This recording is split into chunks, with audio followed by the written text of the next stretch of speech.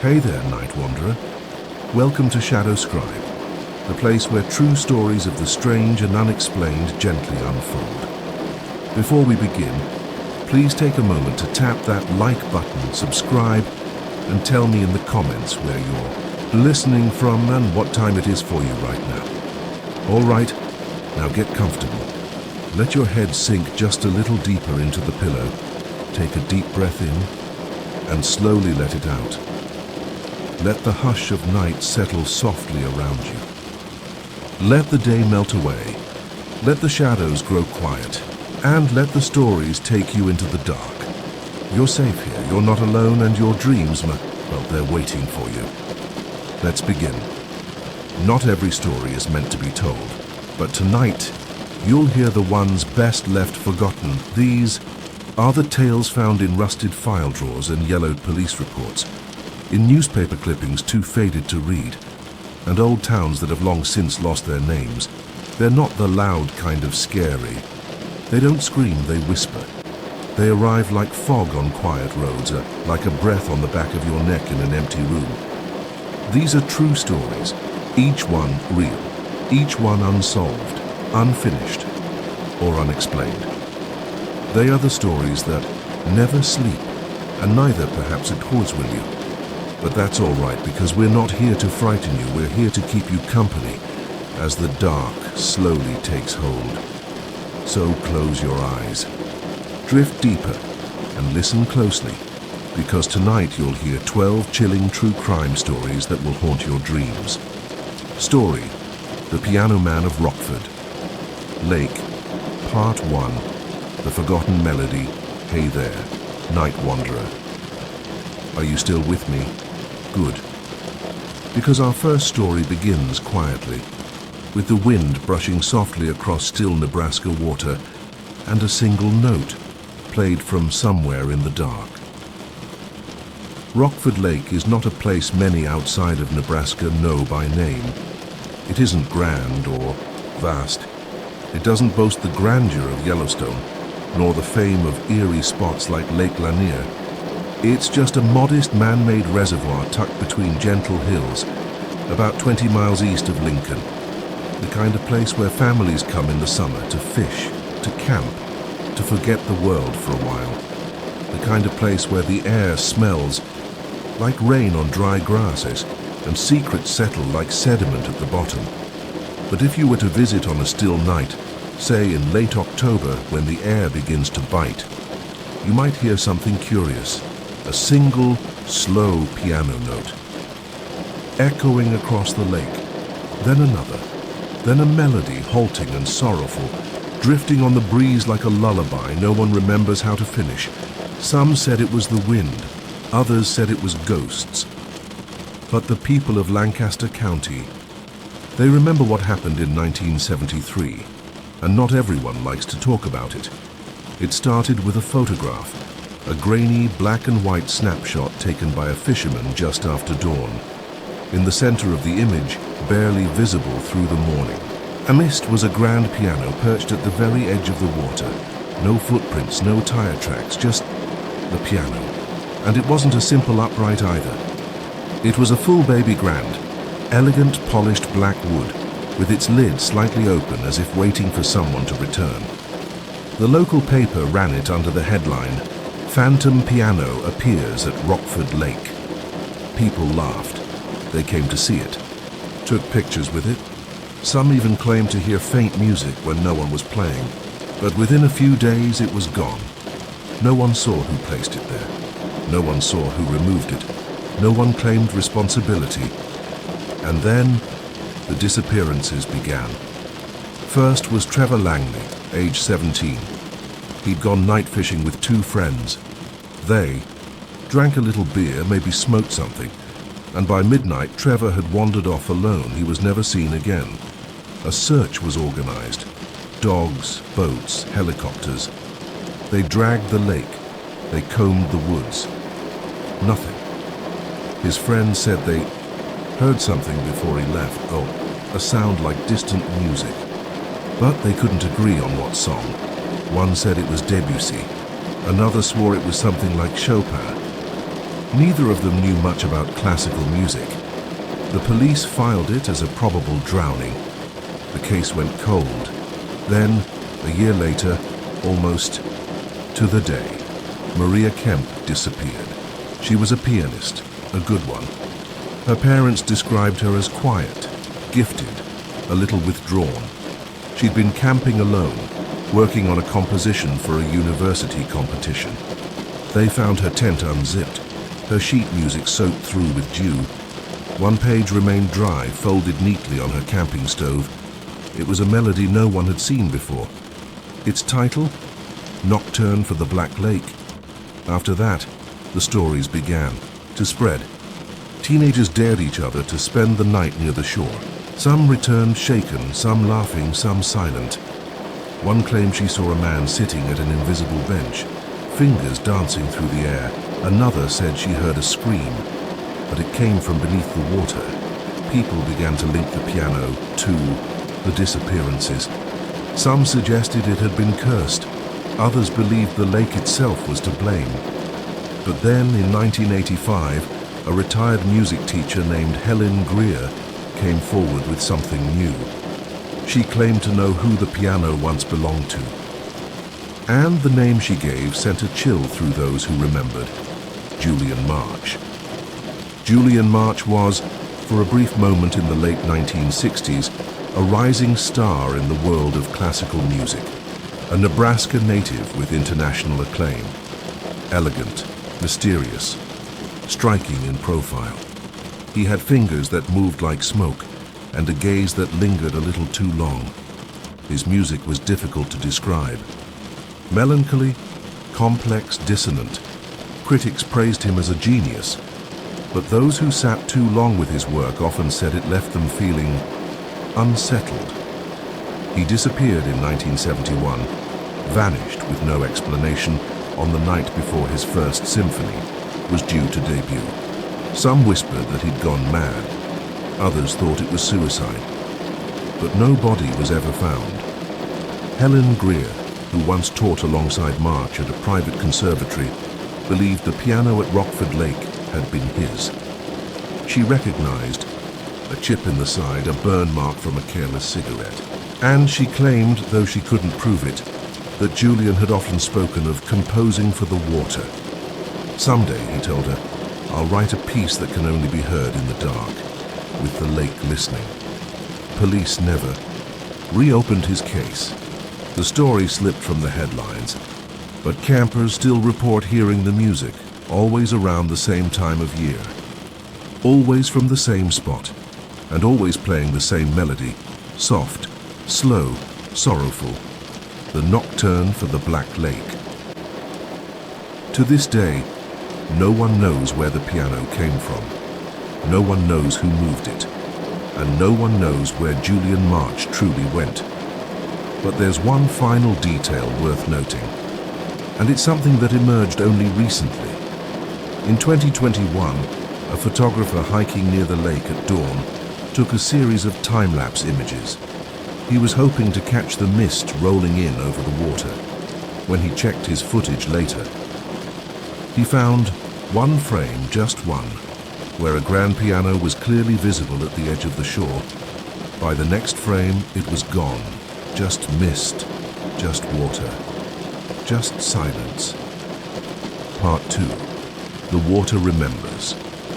The summer after the 2021 photograph made quiet rounds on local Facebook groups and paranormal forums, a curious man came to Rockford Lake. His name was Eli Dawson, a soft-spoken archivist from Omaha, who described himself as a folklore cartographer. He wasn't interested in ghost hunting. He didn't carry EMF detectors or infrared cameras. What he carried were notebooks, hand-bound, full of pressed leaves, tape-recorded interviews, and marginalia scribbled in pencil. He said he was mapping Nebraska's forgotten stories, and something about Rockford Lake kept calling him back. Eli started quietly. He interviewed the rangers who managed the grounds. He wandered the local library, combing old microfilms and newspaper archives. He spoke to campers, anglers, old-timers at the gas station near Highway 34. And slowly, a new pattern began to emerge. There were more disappearances than anyone had realized. Not just Trevor Langley and Maria Kemp. There were at least 7 others, stretching back to the late 1950s, but none were formally connected. Each was chalked up to drowning, runaways, or unresolved missing persons cases. Most had one common detail, though. They were musicians. A jazz saxophonist named Alton Reese, who vanished while traveling cross-country in 1961. A high school clarinetist in 1988, a violinist in 2003, Eli even tracked down a story from 1954. A local boy named Henry Wells, who was found sleepwalking near the edge of the lake, murmuring a tune in a language no one recognized. When asked where he heard it, he said only, "From the man at the piano he plays when the moon is gone." He was 5 years old. Eli began searching for physical traces. He took a small aluminum boat out to the middle of the lake each morning before dawn. He recorded hours of ambient sound. Most of it was nothing. Wind, frogs, the distant hum of the highway. But one morning, just after 4:13 a.m., his recorder captured something else. A series of faint echoing notes, 3 descending tones. Then a slow minor arpeggio. When slowed down and filtered, the melody matched the sheet music found in Maria Kemp's tent, the nocturne for the Black Lake. He submitted his findings to a local university's music theory department. Most dismissed it. One professor called it pareidolia of the ear, hearing patterns where none existed. But one doctoral student, Margot Lynn, took interest. She offered a radical interpretation. She believed the melody contained a reversed motif, a compositional technique rarely used, where a melody is played backward but still remains musically coherent. Margot theorized that the nocturne might be a kind of musical palindrome, not in notes but in structure, a loop, a trap. Eli returned to the lake one last time in early November, just as the frost began to settle in. He brought a borrowed underwater camera with infrared sensors. He hoped to find something, anything, that might prove his theory. Dropped the camera into the deepest part of the lake just before midnight. It filmed for 6 hours. What it captured was strange, not supernatural, but strange. At around 3:17 a.m., the sediment at the lake bed began to stir, not from fish or currents, but from movement, slow and deliberate, like something rising. For 17 seconds, a shape passed in front of the camera.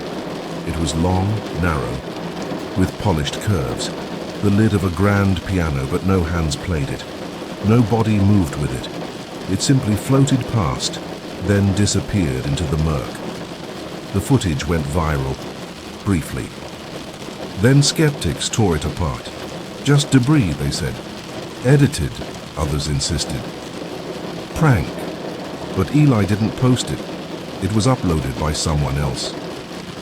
A week after Eli himself disappeared, his car was found in the Rockford Lake parking lot. His notebooks were inside.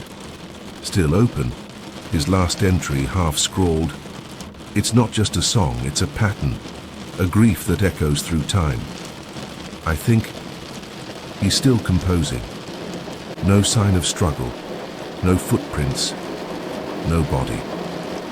His final recording captured a faint hum and the sound of piano keys, played softly underwater.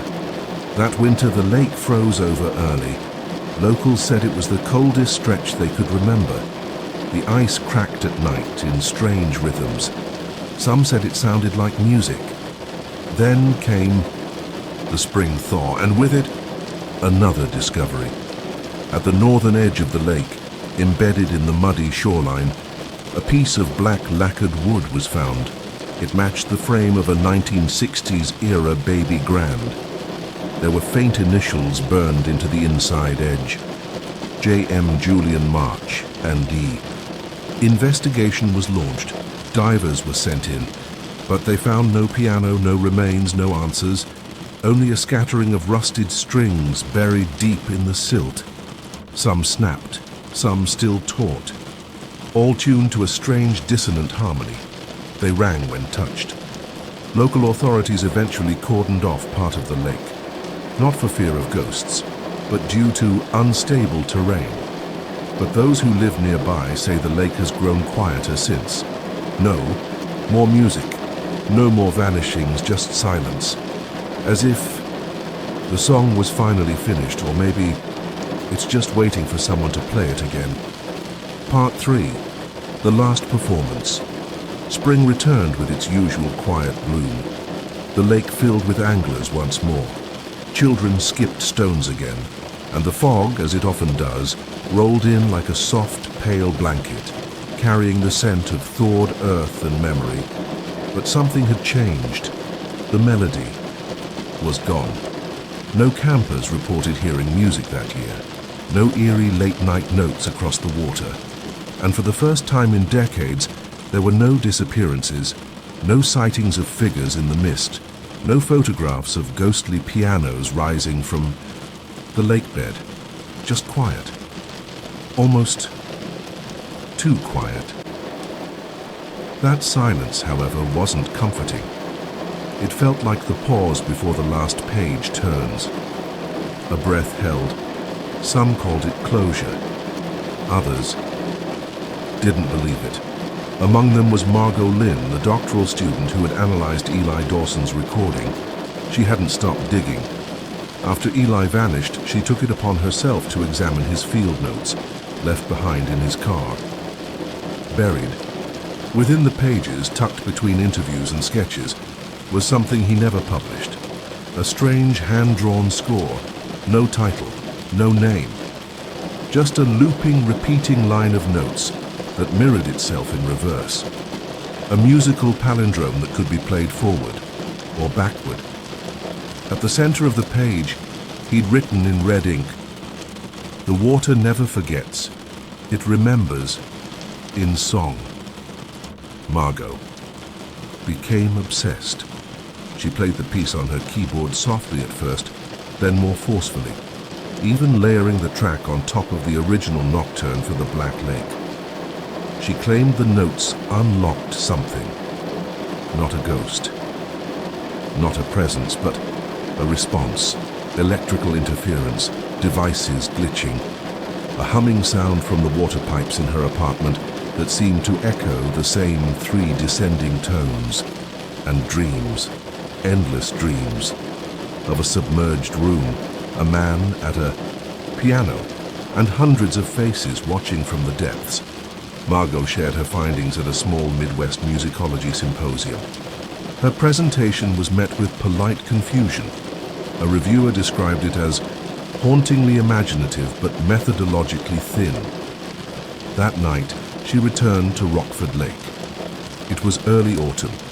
She brought a keyboard, a battery pack, and a waterproof speaker. She set up at the shoreline just after midnight, and she played the nocturne once more, forward then backward, slowly, softly. When the final note faded, the wind stopped, and the lake, for one impossible second, lay still as glass.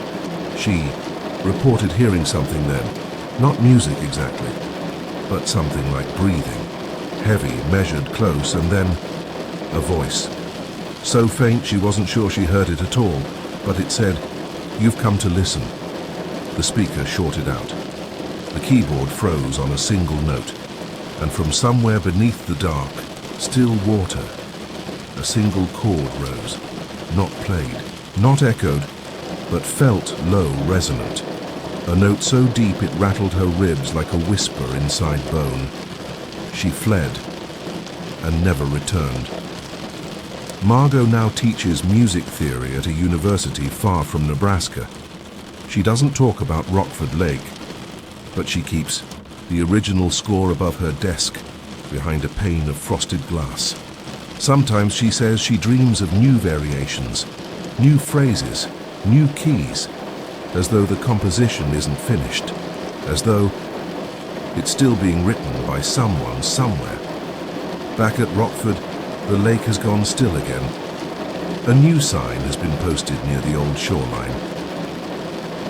No night camping area, closed after dark, and just beneath it, scrawled in faded marker, "If you hear the piano, don't listen."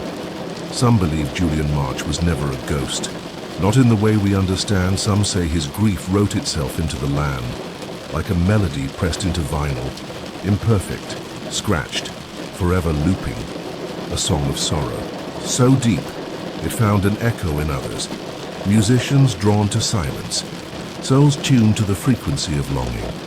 And perhaps that's all he was, a man whose music outlived him, a note suspended in water, still trembling, waiting for someone to listen again. So the next time you find yourself by a quiet lake, and the mist rolls in before dawn, and you hear a single distant piano note on the breeze, take care, the water remembers, and the song may not be over. Story 2, The Watcher in the Radio Tower Part. 1, a signal in the static up.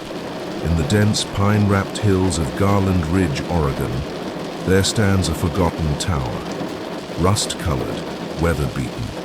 It leans ever so slightly to the east, as though listening to something no one else can hear. It was once a government facility, call sign KTRX-8, an emergency relay station built in the late 1950s during the Cold War.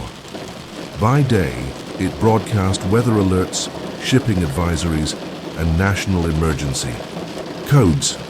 But by night, when the sun dipped behind the treetops and only the wind remained, the tower did something else, something no one could explain. Locals say it began with a signal, a low hum on the AM band, only audible after midnight, a pulse of static and rhythm woven into frequencies the human ear could barely interpret. They called it the Garland beat. Every night, at exactly 12:17 a.m., the tower would release a 5-note chime, followed by 3 seconds of silence. Then, what sounded like breathing, slow, deliberate, sometimes followed by the faint whisper of a voice, muffled, broken by static, saying things like, "Don't turn around, he sees you now, do not respond." For years it was dismissed as a transmission error, weather anomalies, electromagnetic interference. But then, in 1997, a group of amateur radio enthusiasts, college students from Eugene, decided to investigate. They drove up the mountain with handheld receivers and a battered CB unit. Their names were Gabe, Marta, and Sean. They set up camp a quarter-mile from the base of the tower. That night, just after midnight, they tuned in to 570 a.m. The hum was there, the 5-note chime, the breathing. They recorded it. And then, something new happened, a voice clearer this time. "3 of you, too many." Then dead air. Marta, the most skeptical of the group, laughed it off. She insisted it was an old number station glitching through. But the next morning she was gone. Her sleeping bag was undisturbed. Her boots still at the foot of her tent. No signs of struggle, just gone. Gabe and Sean searched the ridge until dawn. They found no footprints. Only a strange mark in the dirt near the tower gate, a circle surrounded by 3 smaller circles, like eyes, watching. Authorities launched a search. Dogs, drones, even helicopters. Nothing. Marta had vanished without a trace. The only piece of evidence left behind was her audio recorder, still running. The final seconds captured something chilling, a quiet click. The faint sound of her footsteps on gravel, and then a soft voice right next to the microphone. "One is enough." Then silence. The tower was decommissioned in 2003, fenced off, declared structurally unsafe, but the signal never stopped. 2. This day, late-night radio hobbyists across the Pacific Northwest still report hearing the Garland beat, still get snippets of phrases, still find their recordings, strangely erased the next morning. Some believe it's just the leftover residue of an old emergency system. Others believe something else lives in that tower, something ancient, not a ghost, not a machine, but a listener. And what it listens for is you. Part 2. Strange Frequencies. By 2005, the Garland Ridge Tower had become a quiet legend among local hikers and amateur ghost hunters. Most dismissed the stories as rural folklore, another campfire tale passed from ranger to ranger, growing, stranger with each telling, but some that kept digging. One of them was Thomas Breen, a retired electrical engineer who had worked on Cold War-era communication systems. He had heard about the tower while passing through Eugene and was intrigued by the idea of an active signal transmitting from a dead broadcast station. He returned home, rigged up a high-gain receiver, and began logging late-night signals from Garland Ridge. He heard it almost immediately, not just the beat, though it was there, still repeating with eerie precision, but something underneath it, buried low in the spectrum, a faint, warbling carrier wave with modulations that didn't match any known broadcast pattern. He isolated the signal and ran it through spectral analysis. What he found sent a chill through his seasoned bones. The waveform wasn't random. It had structure, peaks, repeating troughs, intervals that matched human speech patterns, but twisted, distorted, like someone whispering through water. Breen shared his findings online. Within days, his post vanished from the forum. No error, no moderator notice. Gone. He tried reposting, but his account was locked. He received no explanation. That's when the calls began. Late at night. Unlisted number. Always silent on the other end, and then once, just once, a breath, followed by the words, "It doesn't like attention." Breen unplugged everything the next day. He boxed up his gear, sold his house, moved inland. His last post, archived by a curious user, simply read, "Some signals are meant to be received but not understood." In 2009, hikers discovered a journal in a rusted metal box beneath a pile of stones near the tower. It belonged to Isabel Pike, a Forest Service volunteer who had patrolled Garland Ridge in the mid-80s. Her entries start off mundane: weather notes, trail reports. Then, in late October, her tone shifts. She begins writing about hearing voices while walking the northern path. Not hallucinations. She was clear about that. These voices, she insisted, were coming from the ground. She wrote, "It's like a whisper through the roots, beneath the pine needles. When I stand still, I can almost make out syllables." She recorded some of them phonetically. "Ahaloren, Samina, Kadurent." She started dreaming of wires, of rust, of a tall black figure watching from the base of the tower. Her final entry was scrawled across the back cover in shaking handwriting.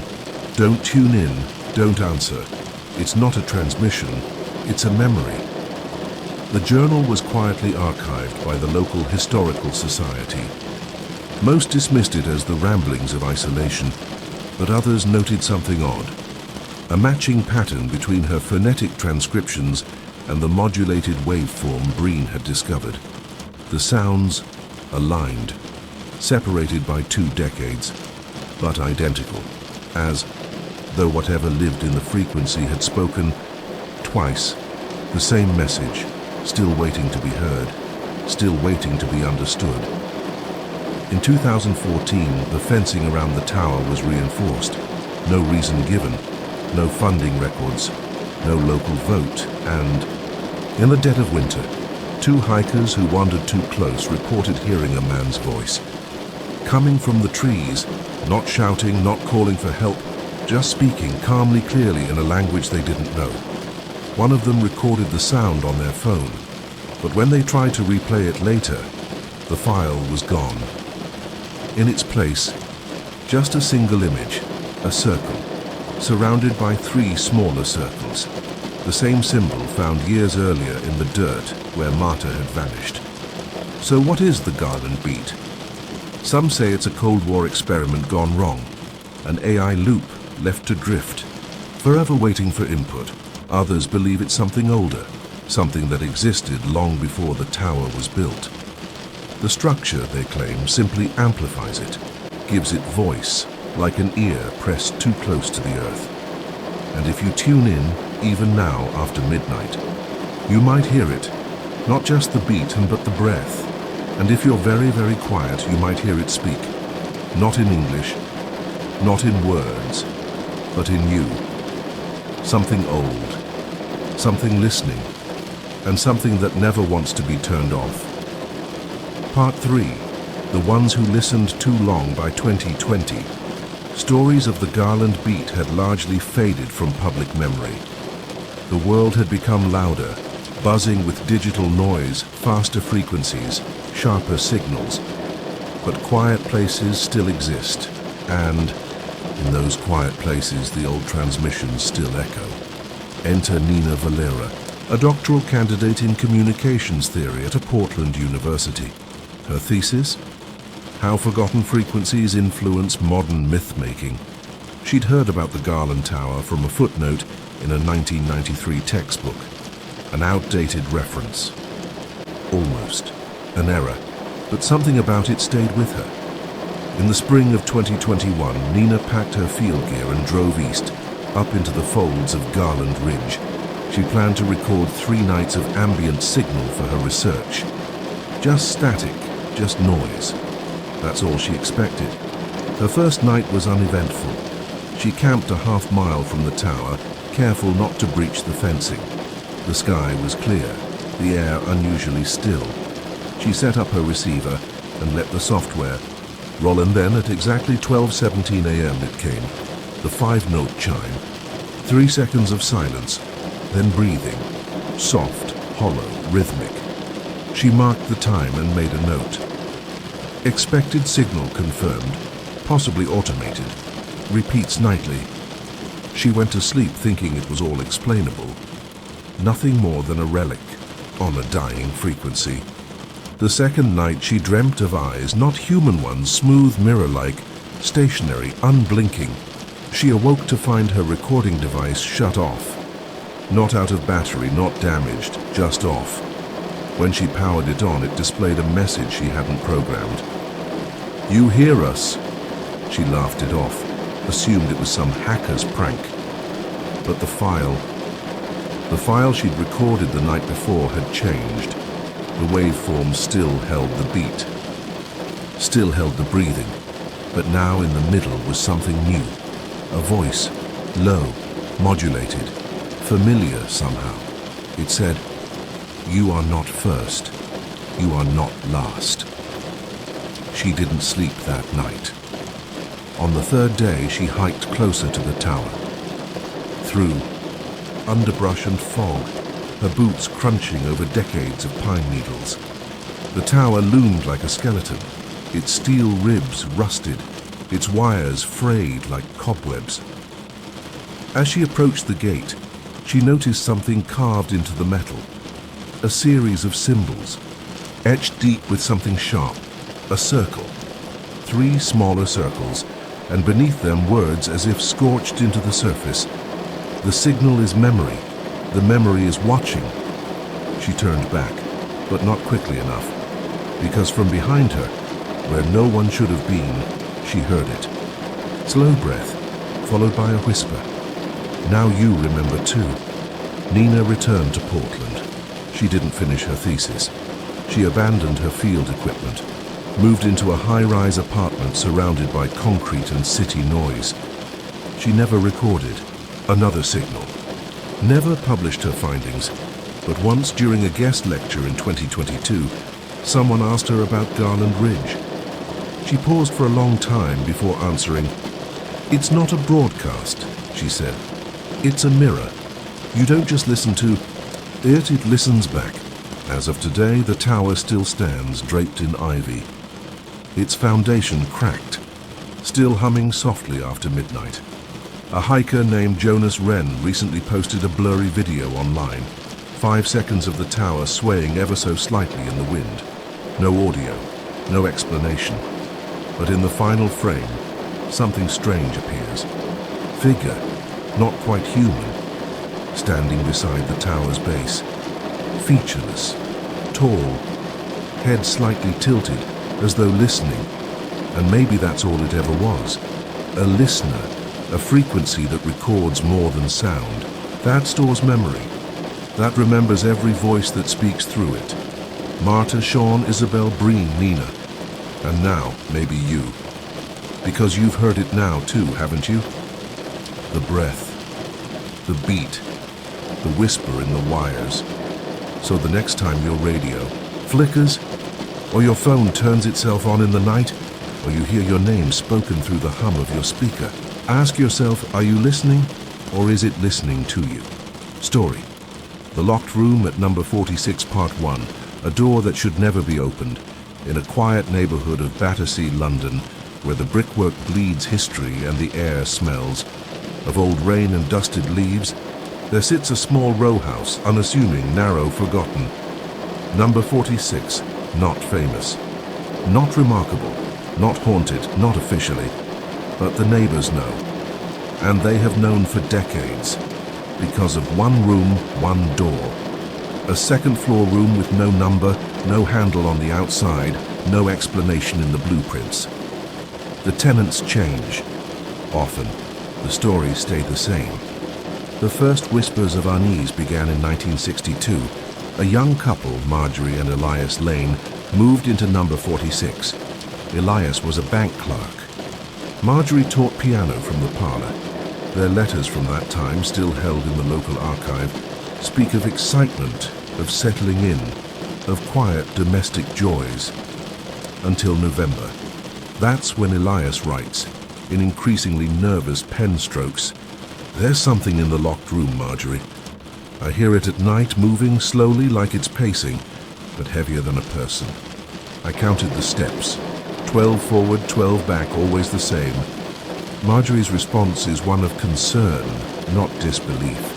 She writes of hearing a kind of whisper through the floorboards, of cold drafts coming through the door despite there being no visible gap. They called the landlord. He refused to open the room, said it was sealed for legal reasons.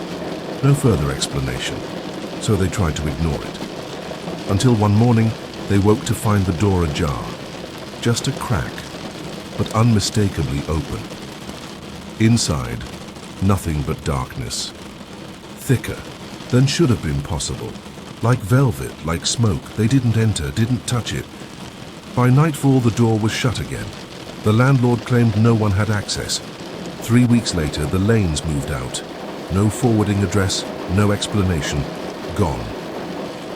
In the years that followed, number 46 passed through a procession of tenants. One left before the year was out. Each time the door remained, locked, untouched. Some tried to paint over it. The paint peeled away by morning. One tenant nailed it shut. The nails bent outward, not rusted, bent, as if pushed from inside. In 1978, a young writer named Francis Cowell rented the space. He kept a journal. You can still read portions of it, faded and frayed, in the British Library's Unsolved Anomalies collection. He was fascinated at first, convinced it was all psychological. His first entry reads, "A locked door is just a door, the mind supplies the mystery." But 2 months later, his handwriting falters. He writes, "I dream of it now, not the room, but what looks back. I hear breathing through the keyhole, except there is no keyhole. And finally, something is waiting, not old, not dead, just unfinished and aware." He disappeared in October of that year. His personal belongings were found stacked neatly beside the fireplace. A single sentence was scrawled on the wall in charcoal. I opened it. The door was still shut. Neighbors began to whisper of flickering lights, of black shapes in second-floor windows, of soft tapping, always at 3:17 a.m. A delivery man once claimed he heard a voice call to him from an open upstairs window, a voice that spoke in his own voice. Police were called a handful of times. No evidence of wrongdoing, just an odd silence inside, a thickness to the air. Some said the house smelled of soil after rain.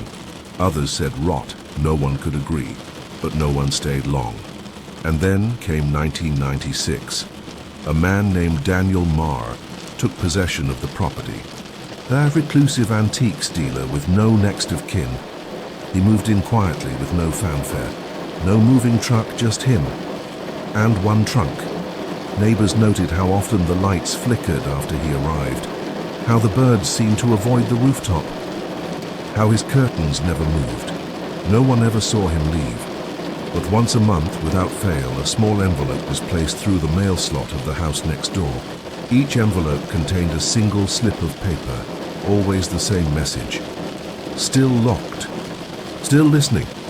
The note stopped in 2001. No one has seen Marr since. And number 46, it still stands.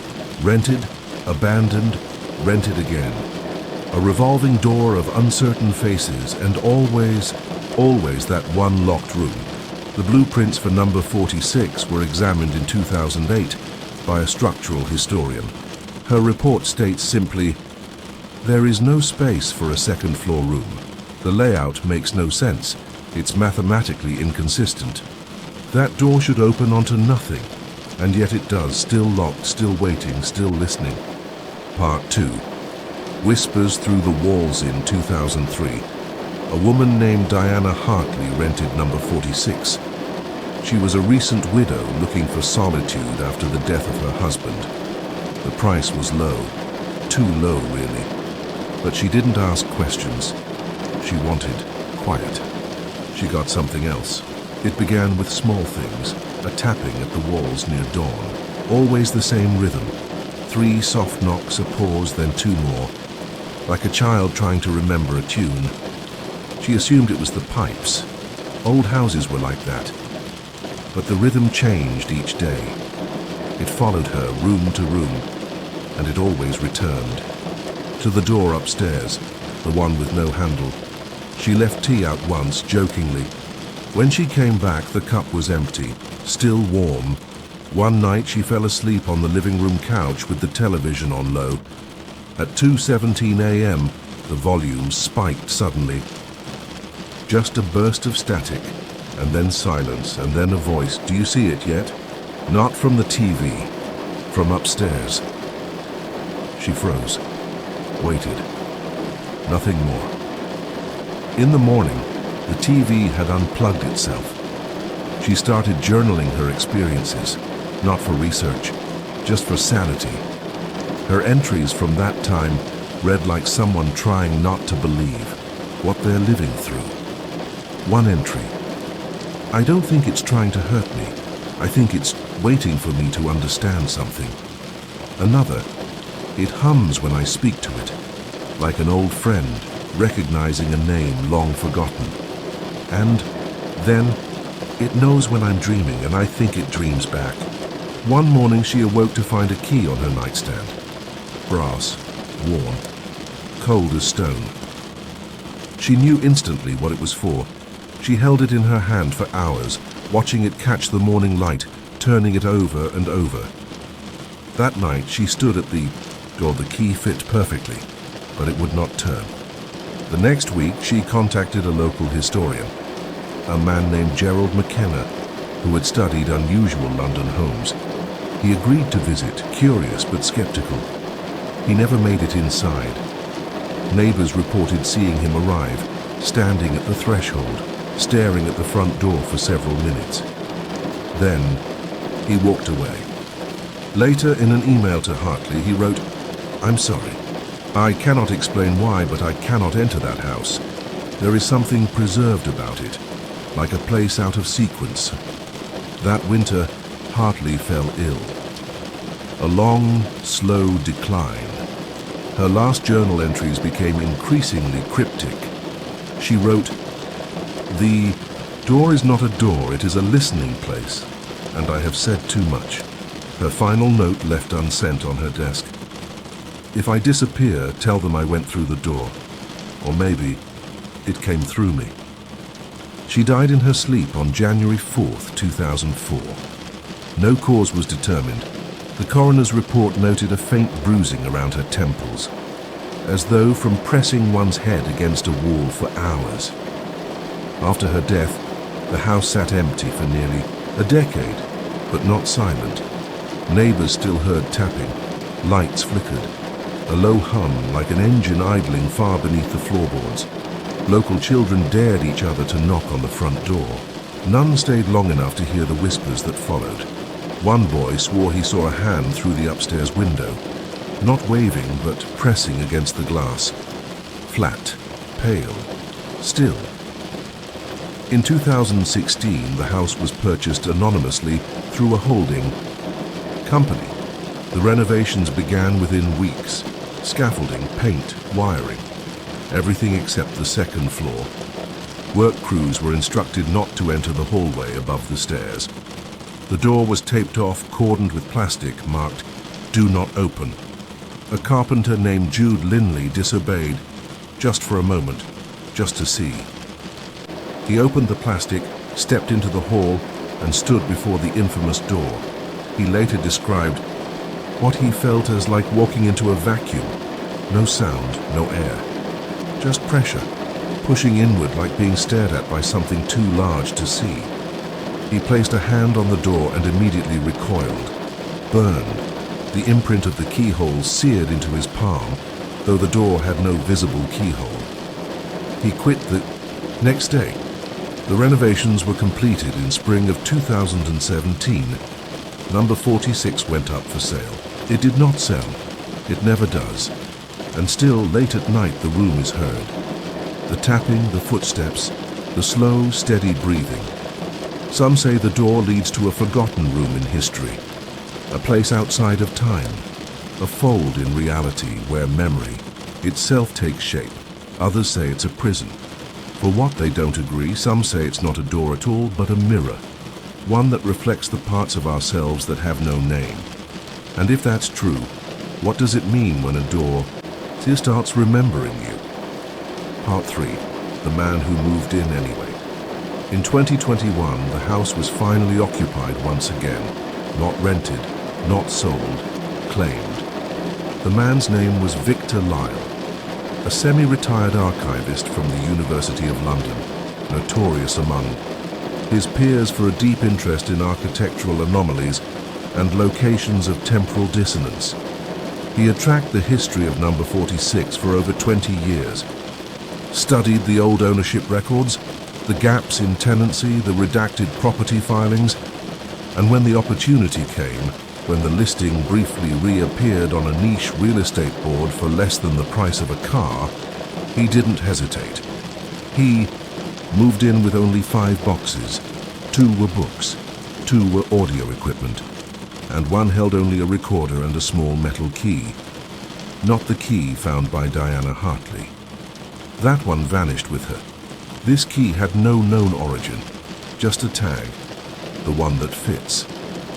Lyle began a series of audio journals. These were later recovered from his cloud storage by a graduate student who had been transcribing his field notes.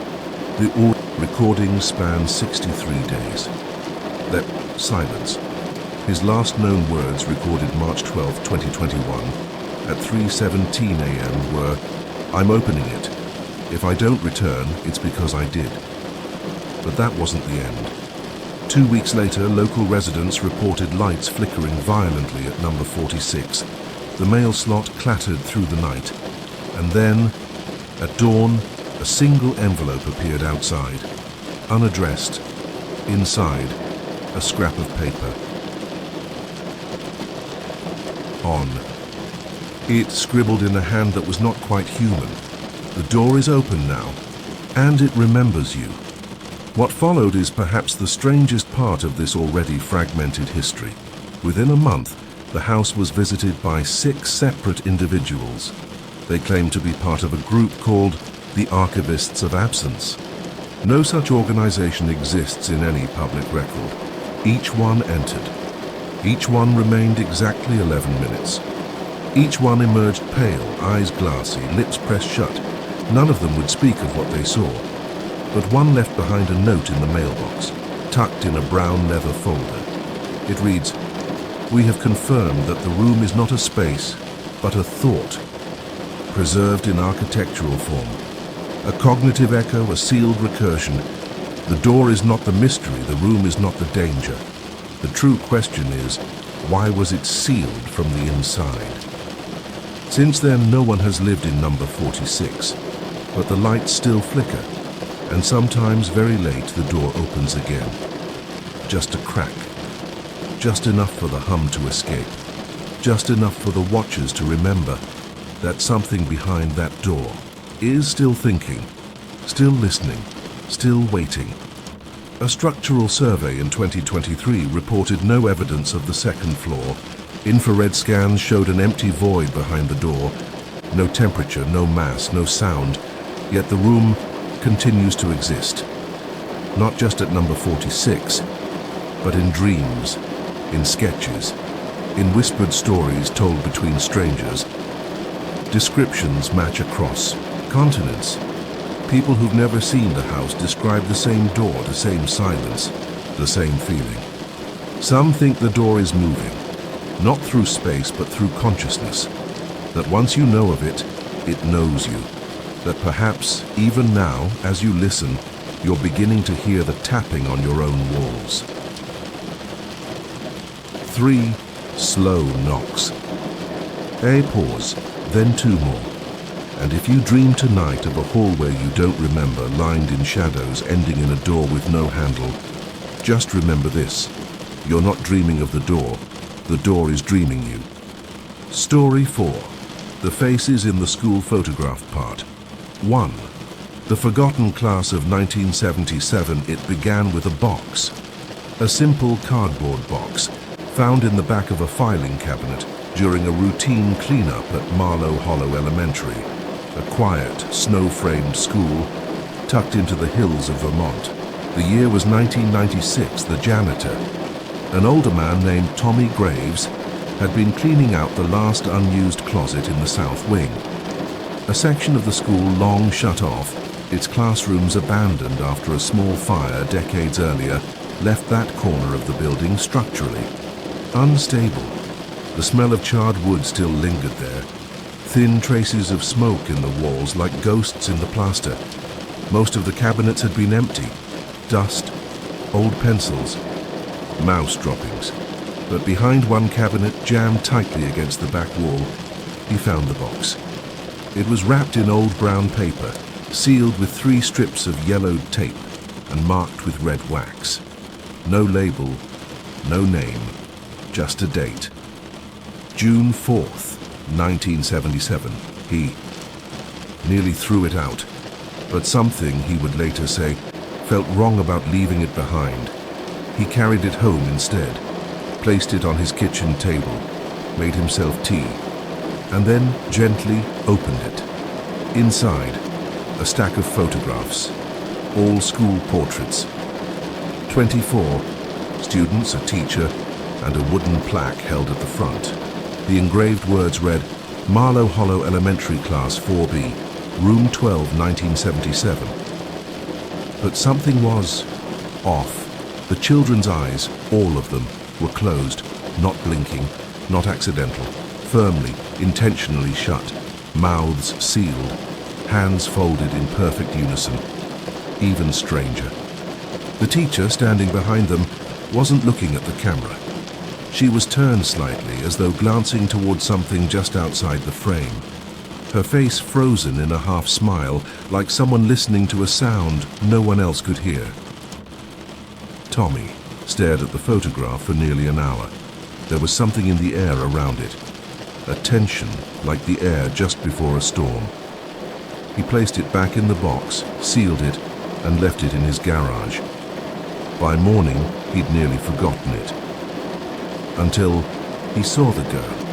He was driving to work just before dawn, the frost still on the windows, the Vermont roads quiet and grey, and then, standing on the side of the road just outside the school gates, was a girl, alone, in a vintage dress, hands folded, eyes closed. He blinked. She was gone. He told no. 1. But when he returned home that night, he opened the box again. The photograph was the same, except now. There were 25 children, and the girl at the edge, eyes still closed, dressed the same, hands the same, but her head was slightly turned, as if she'd just moved. The next day, the photo was gone. The box, empty. Tommy Graves never returned to the school. His resignation was sent by mail. No explanation. Just the photograph sealed in another envelope, addressed to the local archives, with a note that read, "This doesn't belong here." That might have been the end of it. A strange tale passed between teachers over late-night coffee. Another haunted school story for the kids to whisper. But in 2014, nearly 2 decades later, a local high school student named Emily Jameson was researching Marlow Hollow's history for a project.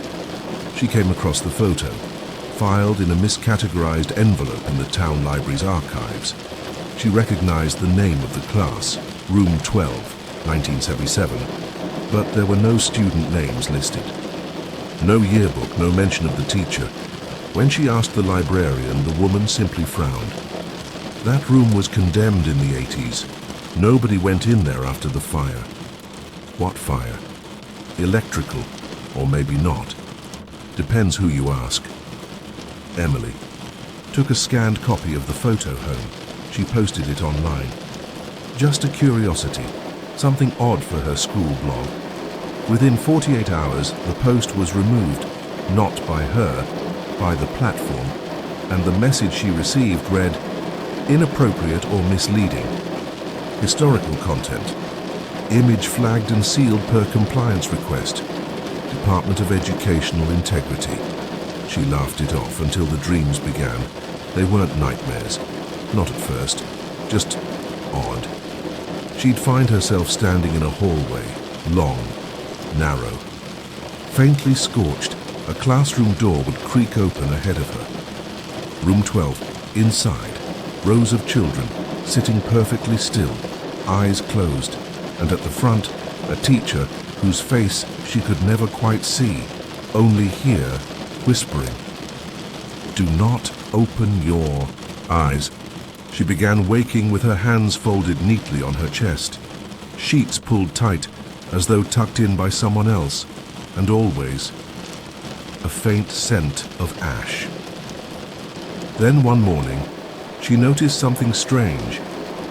On her nightstand, next to her lamp, was a photographed old, faded, familiar, the same class picture, but this time there were 26 children, and in the front row, far right corner, one girl had her eyes slightly open, just enough to see, just enough to understand. She'd never been asleep at all. Part 2. The girl with her eyes open. Emily Jameson tried to shake it off. After all, she was a rational student. She believed in history, not hauntings. Still, the photo lingered, even after she deleted the file from her laptop. Even after she tossed the print copy into the bin behind the house. She kept seeing it, once in a reflection, briefly, when she passed a dark window at night. Again in her bathroom mirror, in the glass behind her. For just a breath of a second, the rows of children, motionless, eyes shut, except for the one. The girl who looked directly at her. Emily's parents began to worry. She stopped sleeping, started walking the house at night, mumbling things she couldn't remember come. Morning, she would wake up standing in the hallway, always facing her bedroom door, always with her eyes closed. When her mother asked her what she was doing, she whispered, "Listening to the teacher." That's when her parents brought in help. First a counselor, then a sleep specialist, then, quietly, a local pastor. No one could explain it, until one day her father, curious and worried, went to the Marlow Hollow Historical Society. He asked if there had ever been a Room 12, Class 4B in 1977. The receptionist paused, looked at her monitor, then frowned. No record of that room that year. In fact, We've got a gap for the entire class roster. It just says, group removed. Incident unlisted. What incident? I don't know, she said, but it's stamped as confidential, which is strange for a fourth grade class. That night, he found Emily standing again outside her door, but this time there was something clenched in her hand. He opened her fingers slowly and found a crumpled, creased slip of black and white photo paper. Another copy of the classroom. Image only now the count had changed. 27, and the newest figure, it was a boy, no more than 9, face downcast, hands folded, but his socks, they were striped, just like the ones Emily's younger brother had worn that morning, before they realized he was missing. The search for her brother lasted 2 days. Police, helicopters, dogs, no sign. Emily barely spoke. Only once, when her mother asked if she'd seen him. He wouldn't close his eyes, she whispered. She said he wasn't ready. And when pressed who she was, Emily simply said, "The teacher." Weeks passed. Emily was sent to live with an aunt out of state. The family moved out of their Vermont home, and the school, Marlow Hollow, was permanently closed after a long overdue inspection deemed the south wing structurally unstable and psychologically unsafe. That phrase raised eyebrows, but no one explained what it meant. Meanwhile, archivists digging through the historical records stumbled across something disturbing. A 1977 school inspection report listed Room 12 as part of a special education pilot program, one designed to help exceptionally quiet children. Only a single teacher's name appeared, Miss Althea Wynne. No credentials, no address, no prior employment. Her background check was blank, but the final line in the school's 1977 annual report read, "All students in Room 12 have been withdrawn at the request of their instructor. They have been granted private continuation and will no longer require district oversight. They have agreed to remain quiet." Then came the interviews. 3 former staff members, then in their 70s, recalled Room 12 vaguely. One, the school secretary at the time, had this to say, "I remember those kids. We called them the Hushers. They never made a sound, not even at recess." "And Miss Wynne?" "Oh, her. She was different. She wore gloves." Spoke like a record being played slow, but the kids loved her, or feared her, hard to tell. She paused, then added, "One time I asked if they'd be included in the yearbook. She just looked at me and said, 'They're already in the book. You just haven't seen the page yet.'" That same year, the town experienced a spike in child disappearances, 5 in total, a record high. Each family lived within a 5-mile radius of the school. Each home reported unexplained occurrences before the child vanished. Photographs rearranged. School bells heard at night. Folded hands placed on bed sheets. All 5 children bore a striking resemblance to the figures in the Room 12 photo. Each child later appeared in revised copies of the image, emailed anonymously to local journalists. No return address, no metadata, just a subject line. Still learning. Today, the original photo is missing from the archives, digitally scrubbed. Hard copies vanished, but there are rumors of sightings. A photo that appears in abandoned buildings, in hospital basements, in attics of homes with creaking floorboards and locked closets, always with the same image, always with one new child added, and always with a teacher whose face becomes clearer, frame by frame, child by child. Emily Jameson, now in her 30s, has changed her name, moved far away, has no social media, but once a year she receives a letter, no return address, no message, just a single photo print. Every time she counts the faces, every time the number grows by 1. The last one she received? 32 children, and one looked exactly like her niece. Part 3. The page that turns itself. Some photographs are printed. Some are shared. and some, it seems, grow.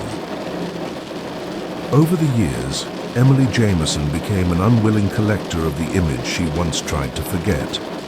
Each version was the same row of desks, same pale lighting, same figures unmoving, but each time, year after year, a new child had joined, and the teacher's face, once a smear of shadow, began to take shape.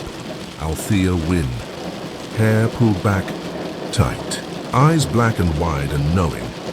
She wore the same blouse each year, high-collared, Victorian, buttoned with tiny bone clasps, and always, her hands were hidden beneath the desk, as if they were doing something beneath the surface.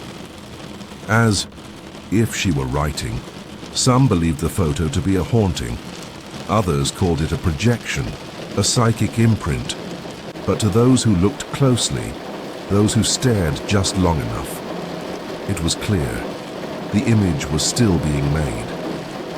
Each figure bore new details like strokes added to a painting left unfinished. One boy, at first only a blur, developed a backpack, then a patch, then his face, recognizable as a missing child from Albany, gone without a trace in 2012. The following year he was complete, eyes closed, head bowed. Another child wore a Girl Scout sash, another a hospital bracelet. Each detail matched real children, each of them missing, each case cold. And then came the page. Not a photo, but a torn sheet of ruled paper. Emily received it folded into the envelope that arrived every March. The top read, Room 12, Assignment Sheet. Below were handwritten names in looping cursive, 32 lines, each with a name she recognized from missing children reports. And the 33rd, blank, except for the printed instruction, you will write your name when you are ready to. Learn in silence. Emily began to suspect that the photograph, it wasn't just a record, it was an invitation, or worse, a curriculum. She went to journalists, to paranormal investigators, even to the FBI. None took her seriously, some humored. Others dismissed her entirely, until a podcaster named Samuel Griggs took interest. He'd been following the case of a boy named Trent Holloway, a 10-year-old who vanished from a family camping trip in Oregon. His last known photo, taken by his father at the edge of the woods, had a shadow in the background. A building, though faint and mostly obscured by trees, Samuel enhanced the image. It was a schoolhouse, one story, wooden siding, a bell tower long rusted shut, but most chilling. A chalkboard visible through the open window, and written on it clear as frost. Room 12, no talking ever. Samuel tracked other sightings, old schoolhouses appearing where none should be, in grainy trail cam footage, in aerial surveillance, over forested areas, in the reflections of lakes, a school that didn't exist on any map, one that moved. He began calling it the Wandering School, and he believed it was collecting. Then one day he vanished. His podcast ended abruptly. No farewell, no goodbye episode. His co-host said Samuel had gone to Vermont to chase a lead. He never came back. 3 months later, his apartment was cleared out. Only one item was found left behind, a photograph. Same photo. Room 12. Now with 33 children. One of them, Samuel. Eyes shut. Emily now lives in a cabin in a remote region of Montana. No internet, no phone. She keeps no mirrors, no photos, no reflective surfaces. But sometimes, in the still hours before dawn, she hears the sound of a school bell. Ringing, once and then, the faint creak of a desk behind her. The photograph is still out there, posted anonymously to forums, mailed to homes, left behind in motels. Each time with one more child, each time with a name removed from the world outside and added to the roll call within. Some say the children are being taken. Others believe they go willingly. to learn something we're not meant to understand, to be part of a classroom that teaches silence, obedience, stillness, or maybe to become part of the photograph itself. A moment captured forever. A page that never stops turning. So if you receive an old school photo in the mail, don't look too long, don't try to count the children. And whatever you do, don't listen when you hear the bell. Because room 12 is always accepting transfers. Story 5. The Red Ribbon Road Part 1. The Fortune That Followed You. Home not all cursed places wear their malice openly. Some disguise themselves in beauty, in celebration, in red silk and lantern light. Welcome to rural Shizuoka Prefecture, Japan. A quiet forested region at the base of Mount Fuji. Serene, lush, seemingly untouched by the darker corners of folklore. But here, winding through the edge of a forgotten village, there once ran a narrow, stone-laid path known by a name locals no longer speak aloud, Akahimo no Michi, the Red Ribbon Road. It was only whispered about in the 1960s, a place wrapped in dual meaning. On the surface, it was a road of luck, a superstition passed down in song and nursery rhyme. Tie a ribbon red and bright, follow lanterns through the night. Luck will bless the one who dares, if they do not stop to stare. Children would tie red ribbons to the trees along the path. Newlyweds walked it at sunrise for fertility. Fishermen laid strips of red cloth for good weather. For decades, it was believed to be a road of fortune. But locals had a rule, unspoken but understood. Never walk it after sunset, never walk it alone, and never ever look back. No one remembers where the superstition began, but they remember how it ended. In 1967, a young woman named Aiko Tanaka was found sitting in the middle of the path, her back to the shrine, eyes open, unblinking. A red ribbon tightly knotted around her neck, not like a noose, more like a gift wrap, precise, delicate, almost loving. She was alive, but unresponsive. Her family claimed she had gone to the shrine to offer prayers for her sick mother, but the monks found something strange. The shrine's offering box had not been touched. The incense remained unburned, and there on the stone floor it was another ribbon, red, trailing out toward the road. As if it had walked her in, Aiko never spoke again.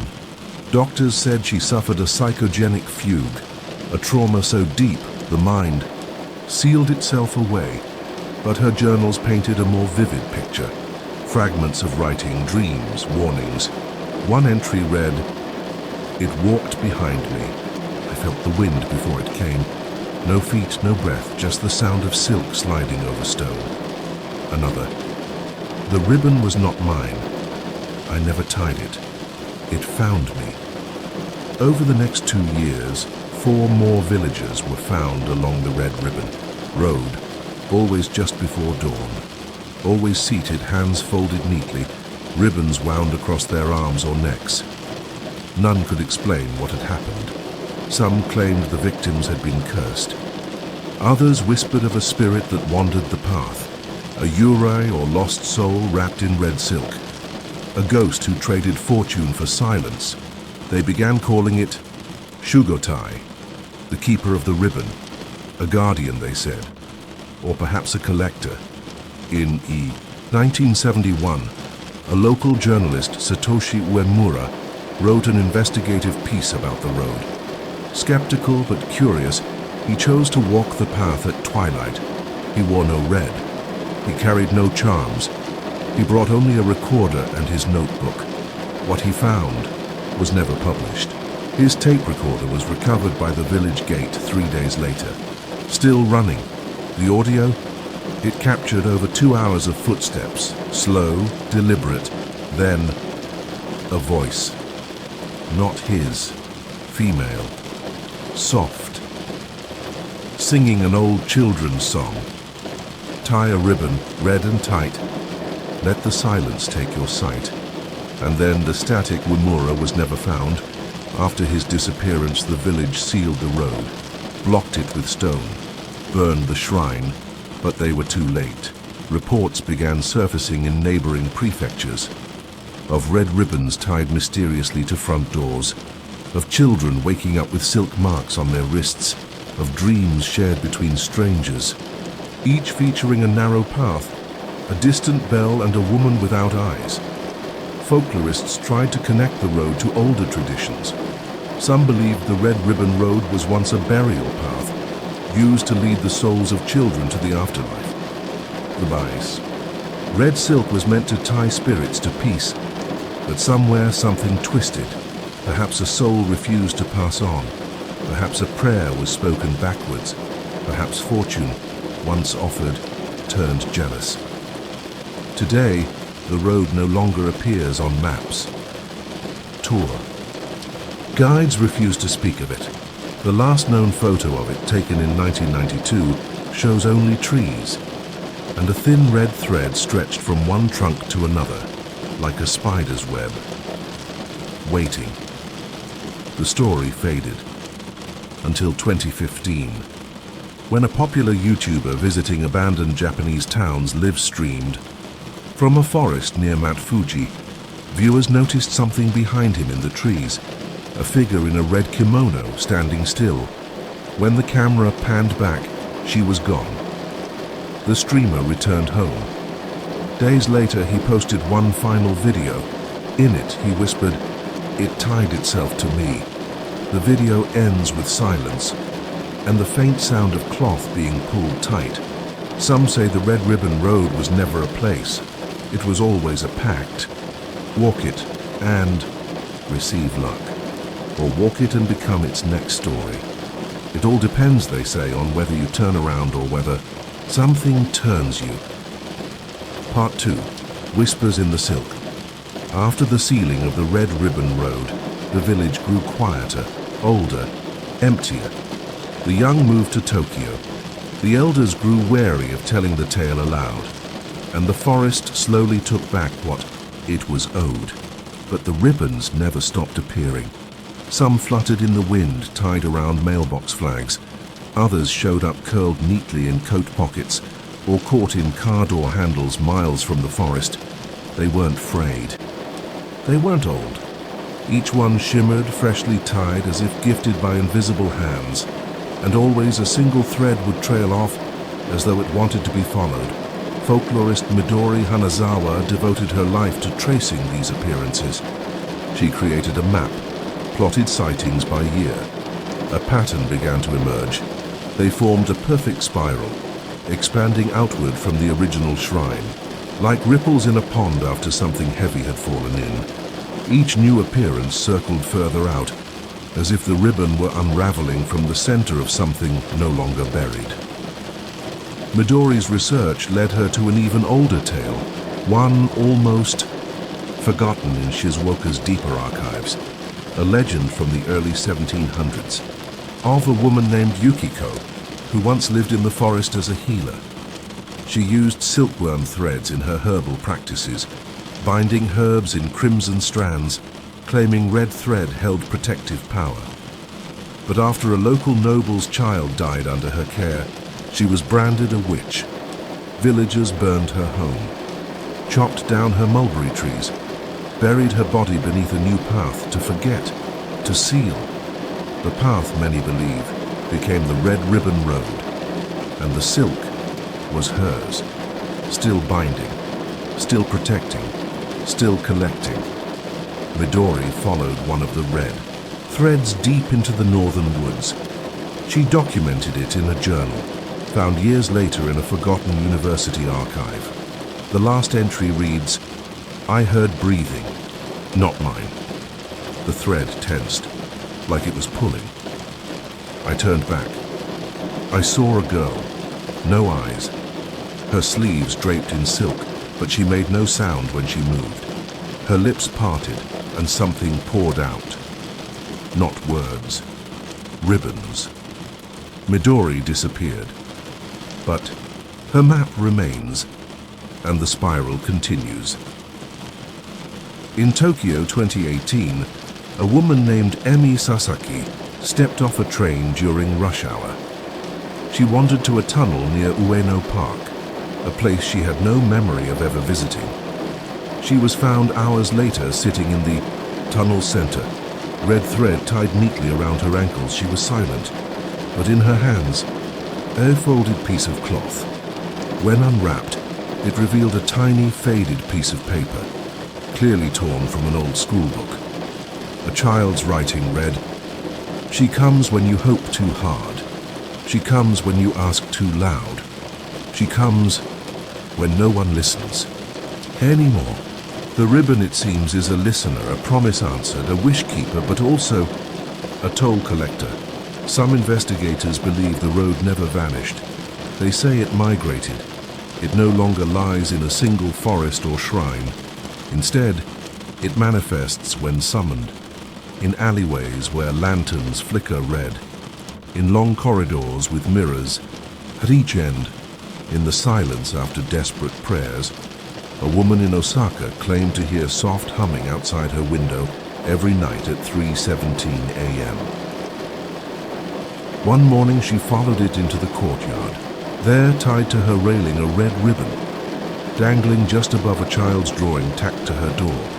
The drawing showed a road and a figure draped in red, holding hands with herself. A subway commuter in Nagoya, dozing on his evening ride, awoke to find his seat empty. He was standing, without knowing how, on the platform of a station that didn't exist. The signs were in old script. Paper lanterns lit the tunnel, and down the platform, a trail of red silk danced just ahead of his steps. He followed it for what felt like hours. When he finally emerged, he was in a hotel bathroom, his shoes caked in moss and dust. In his pocket, a small red pouch. Inside it, a tag. Student of the ribbon. This is the shape of the road now, not a straight path, but a series of moments. A question asked silently by the soul. Do you want to be seen? Do you long for fortune? Will you walk the ribbon? They say if you burn the ribbon, it returns. If you bury it, it grows, and if you forget it, it remembers you. Always. Somewhere out there, the forest still sings. The children still hum. The woman still waits, with empty eyes and outstretched arms, and always a ribbon, red and tight. Part 3. The thread that never breaks. So what truly is the Red Ribbon Road? A spirit's prison? A memory path woven into the roots of an old forest? Or is it something simpler and more terrifying? A contract, an echo, repeated by those who dared, wished too deeply. Those who called out into the night and waited for something, anything, to answer. In 2021, a team of urban explorers posted a viral video titled, "We Found the Red Path Shrine."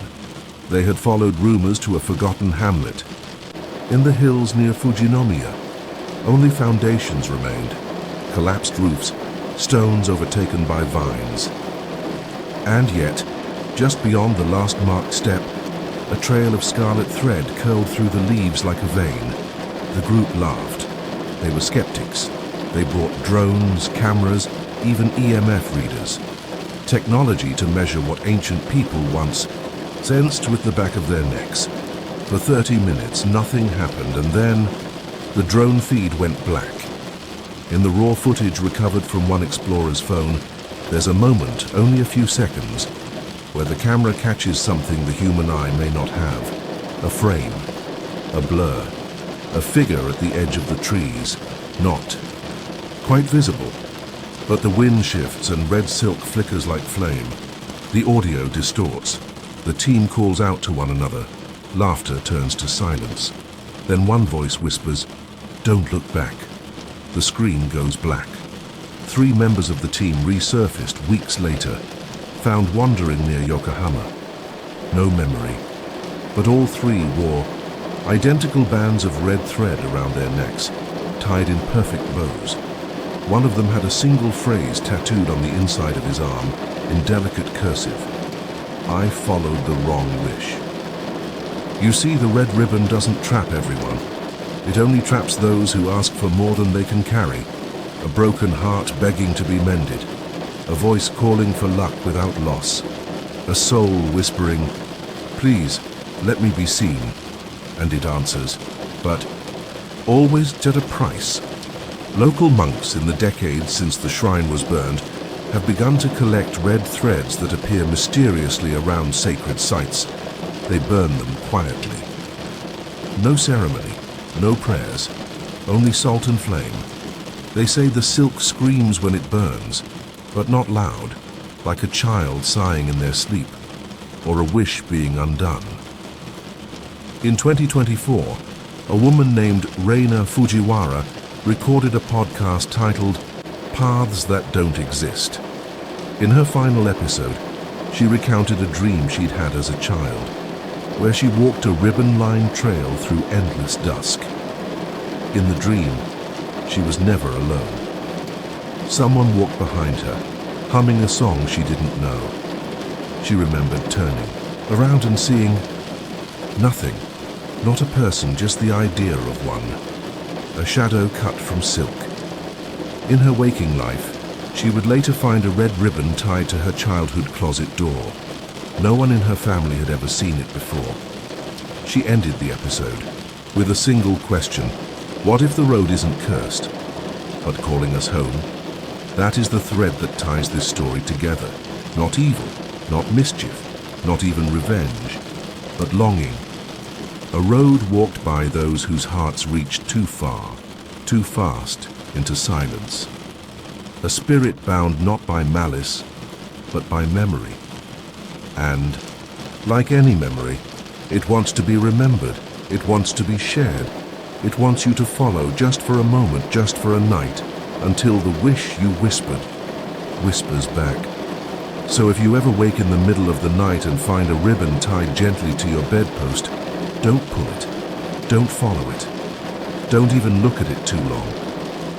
Just breathe, let it fall back into sleep, because some wishes aren't yours to keep, and some roads never end. Story 6. The House That Called the Police Part. 1. Warm welcome and hookin'.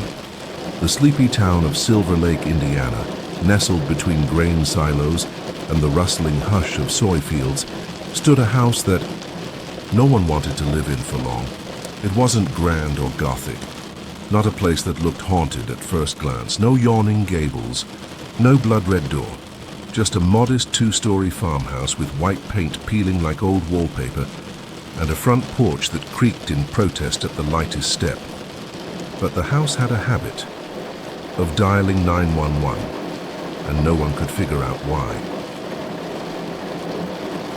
The first call came in the spring of 2003. A dispatcher picked up the line. Static, silence, then what sounded like breathing. Not panicked, not fast, just slow, steady, like someone was listening. Officers responded. The address came back to 412 Millbrook Lane. They found the door slightly ajar, lights on upstairs, no one inside, and the phone unplugged. Over the next few months, it happened again and again. Always from the same number, always to 911, always from an empty house. The owners, an older couple, insisted they never made the calls. Eventually they moved. Couldn't sleep, they said. The lights would flicker. The microwave would beep at 3:33 a.m. Once the TV turned on with no picture, just the sound of static and slow breathing, and always the feeling of someone standing just behind them. After they left, the house was sold to a young woman named Lila Adams. She'd grown up in nearby Warsaw, loved the quiet of the countryside, felt drawn to the house though she couldn't say why, felt like it wanted me there, she told a friend once, like it was waiting. The 911 calls started again within weeks, but this time the dispatcher heard something new, a voice, faint, childlike. It whispered, "It's in the walls." Lila never reported anything strange, at least not at first. She told neighbors she slept fine, that the house had good bones, that the breeze that rattled the upstairs windows was comforting, even friendly. But her journals told another story, found later, stuffed into the back of a kitchen drawer. They told of lights flickering off in sequence, of the sound of pacing inside the walls, and of dreams, repeating dreams. She wrote, "I'm at the top of the stairs. I look down. Something's crawling up toward me, but it's not casting a shadow. It's whispering something. I can't remember the words, but I always wake up before it gets to the last step." Neighbors grew concerned. Packages sat unopened on Lila's porch. Her car didn't move for days. One morning they called the police. Officers entered the home. The living room was untouched. The kitchen light was on. Upstairs they found Lila's bed still made, a coffee mug half full on the nightstand, and every mirror in the house turned to face the wall. The attic door was open. They climbed up. No sign of her, just a red cordless phone resting on the floor. It wasn't plugged in, and yet, just as they picked it up, it rang. They say the house still makes calls, still dials dispatch, still breathes on the line. And sometimes, if you listen closely enough, you can hear someone whisper, "It's not gone, it's just waiting for someone new to answer." Part 2. The breathing on the line after. Lila Adams vanished. The house at 412 Millbrook Lane was left empty, again. For a time, no one touched it. The grass grew wild.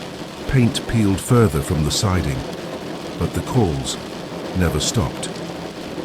Between 2007 and 2011, there were 39 separate emergency calls linked to that house. Each time, dispatchers heard static, sometimes breathing. Once a soft, almost curious humming, and once at precisely 3:33 a.m., a voice said, "Why won't you come in?" The property was investigated repeatedly, different officers, different shifts, but they all came back with similar stories. No forced entry, no signs of squatters, no tampering with the phone lines, no fingerprints except those already in the records, and always that same cordless phone, unplugged, lying somewhere unexpected, the bathroom sink, the attic floor, the back seat of a locked car. One officer refused to go back after his second visit. He filed a note in the report. Heard what sounded like footsteps upstairs. House was empty. Checked the attic, no one there. On the way down, heard a whisper behind me, just one word: stay.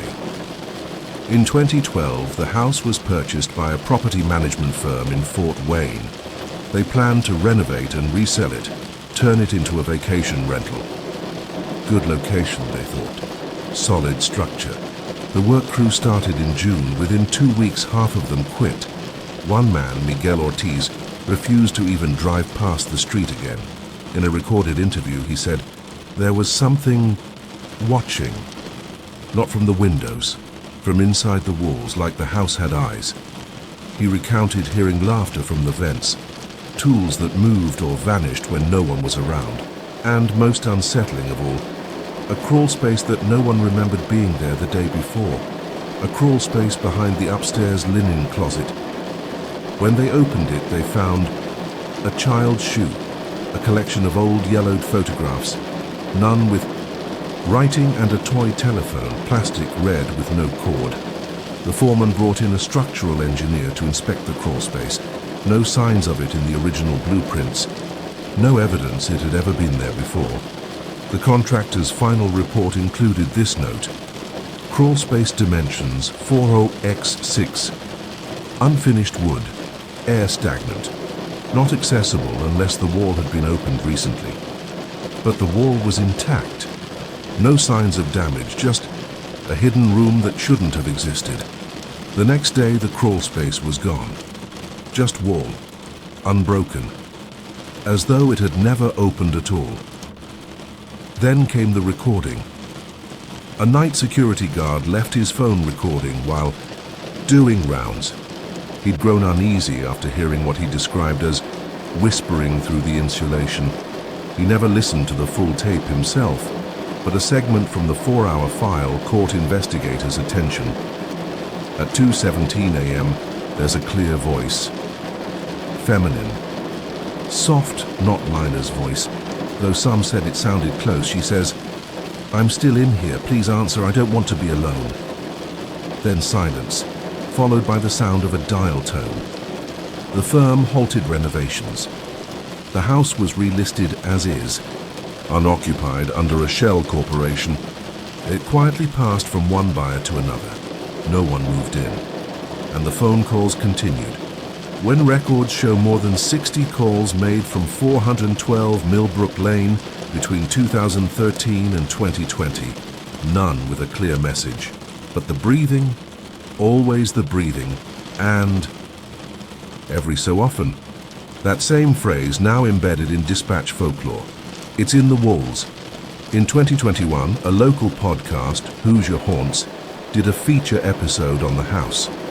They received an anonymous email from someone who claimed to be a relative of the Addams family. The email included a single line. Lila was never alone in that house. That's why she stayed so long. She thought she could help. No follow-up contact. No trace of who sent it. But it raised new questions. What if the house doesn't want victims? What if it wants witnesses? What if it needs someone to listen? In a rare interview, a retired dispatcher recalled something chilling. "I took the last call from that number before I retired," she said. "It came at 3:33 a.m., like always. But this time, the voice said my name, not just my first name. My full name," she paused. "I'd never told it, not once. Not even in the reports." She doesn't answer calls from unknown numbers anymore. And still the house stands, white paint still peeling, porch still creaking, and lights that flicker on and off even when no one's inside. Some say it's a glitch, a phone line that refuses to be cut, a trick of memory or too many ghost stories in a town that needs one. But those who've been there, they know the truth. Sometimes it's not the house that's haunted, it's the line, the voice that travels through it. The one that asks to be heard, again and again. So if your phone ever rings at 3:33 a.m. and the line is quiet, but you hear something breathing on the other end, don't speak, don't hang up too fast, because the house may just want to know. Are you listening? Part 3. Echoes That Never End. By the spring of 2022, the house at 412 Millbrook Lane had been empty for nearly a decade. No new owners. No tenants. Just wind, dust, and the click of a broken porch swing. But the calls kept coming, and the whispers were no longer content with staying on the line. It was a local real estate agent, Tessa Willoughby, who decided to enter the house again. She was skeptical of the rumors, had grown up nearby, heard the stories in high school, even dared her friends to walk up the drive on Halloween night. "I never believed it," she said. "Figured it was just a lonely old place full of squirrels and faulty wiring." She was wrong. Tessa entered on May 3rd, 2022. The air was still. Dust coated the floor like a thin grey snowfall, but no signs of water damage. No graffiti, no squatters. She made her way upstairs, snapped photos with her phone, paused outside the linen closet, the one they said had once led to a hidden crawl space, and just for a moment, she felt warmth on her back. Not heat, not fire, something softer, the sensation of breath. She turned, expecting someone behind her, but she was alone. Still, she heard it, not aloud, but in her mind like a memory she didn't know she had. "You came back." Later, she reviewed the photos she took. In one of them, just barely visible in the mirror she swore she hadn't faced, was a reflection, a shape, thin, dark, looming just past the attic door. She never returned. But she didn't delete the photo. either. She said, "I don't want to prove it. I just want to remember what I felt, because I think it knew I was listening." That same week, a new 911 call was logged. Same number, same static. But now there was a new sound. The creak of footsteps and something being dragged slowly across the floor. The dispatcher stayed on the line for 4 minutes and 17 seconds. At the very end, just before the line cut out, came a whisper. "It's not the house. It's what was buried beneath." That statement raised new questions. Local archives were combed, old maps consulted, and a chilling discovery emerged. Before the farmhouse was built in 1910, the land had belonged to a Methodist orphanage, burned down in 1898. No known survivors. No full records of who had lived or died there, only whispers in newspaper clippings about missing children, neglect, a hidden basement bricked over after the fire. The house had been built directly over its footprint. And the basement, paved over in the 1950s. In 2023, an urban explorer named Elijah Gray live-streamed a nighttime visit to the house. He went alone. The footage is still online. It begins normal. Narration, flashlight, cracked windows. Then, 32. Minutes in, Elijah stops in the upstairs hallway. The camera goes still, and in the background a voice says, "You answered." Then, nothing. The feed continues for another hour. Just static, footsteps, and faint humming. Elijah was never found. Only his backpack, discovered days later in the crawl space that should not have been there. Inside it, his phone still recording. The last thing heard, the sound of a phone ringing. Then a voice, familiar, soft, and very much alive. "This is Lila. I've been waiting for someone new. Some say the house is a tear in the fabric, a place where voices get trapped, where breath and memory and need all mix into something that refuses to let go. Others say it's simpler. The house wants to be heard. It wants company. Not to harm, just to whisper into the quiet. And maybe to never be alone again." So if you ever pass through Silver Lake, Indiana, and see the peeling white farmhouse on Millbrook Lane, don't answer if your phone rings at 3:33 a.m. And if you do, don't speak. Just listen, because the house might say, "You're here now. You hear me. So please, stay." Story 7. The Girl in the Grainy Photograph Part. 1. A picture never taken. There is a photograph, old, grainy, black and white. You might have seen it online. Maybe it passed through your feed late at night, unlabeled, untagged. Just a girl standing near a cornfield. Too far away for details, but close enough to feel uneasy. She's staring straight at the camera, even though no one remembers taking it. Even though the photo was supposedly discovered in a shoebox of someone who never owned a camera. No one knows who the girl is. No one knows when the photo was taken. But those who have looked too long say they've seen her. Afterward. Not in the photo, but in mirrors, reflections, dreams. Our story begins in 1999 in rural Kansas, just outside the town of Marquette, a small farming community where the roads stretch flat and straight, and the sky feels like it goes on forever. That summer, something strange happened. A 14-year-old boy named Wyatt Ellis found an undeveloped roll of film in his grandfather's barn. No one knew where it came from. The box was marked 1973 in fading ink. Wyatt, curious, took it to the nearest pharmacy with a photo lab 30 miles away. When the prints came back, most were unremarkable. Tractors, fields, a dog, chasing a child in a blur of motion. But the last one was different. It showed a girl standing in the middle of a dried-out field, ankles swallowed by stalks, her hair long and dark. She wore a white dress, almost glowing under the sunless sky. And her face, it looked wrong. Not disfigured, not monstrous, just wrong. As if her expression didn't belong to her, as if it had been borrowed.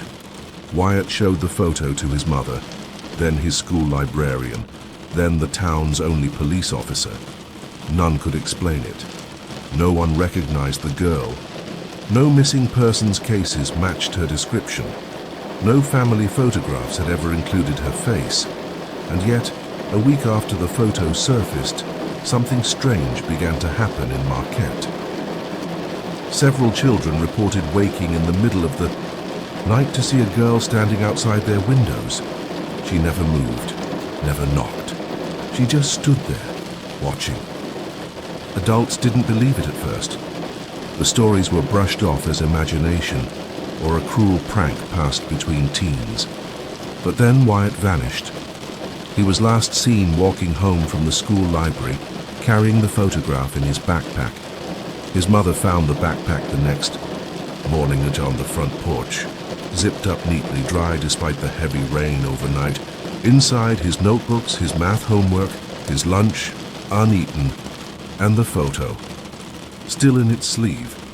But Wyatt was never seen again. 2 weeks later, another child, Hannah Griggs, went missing while walking her dog.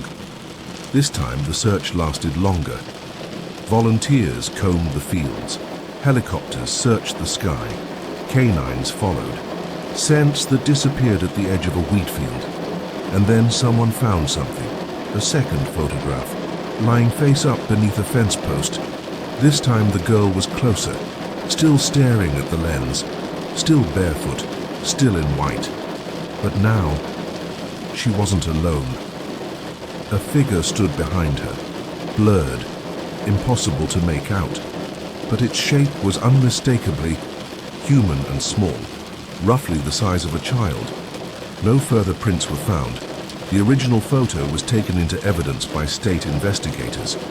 But in 2004, an online message board for paranormal investigators claimed to have received a digital scan from an anonymous email account. The image spread quickly.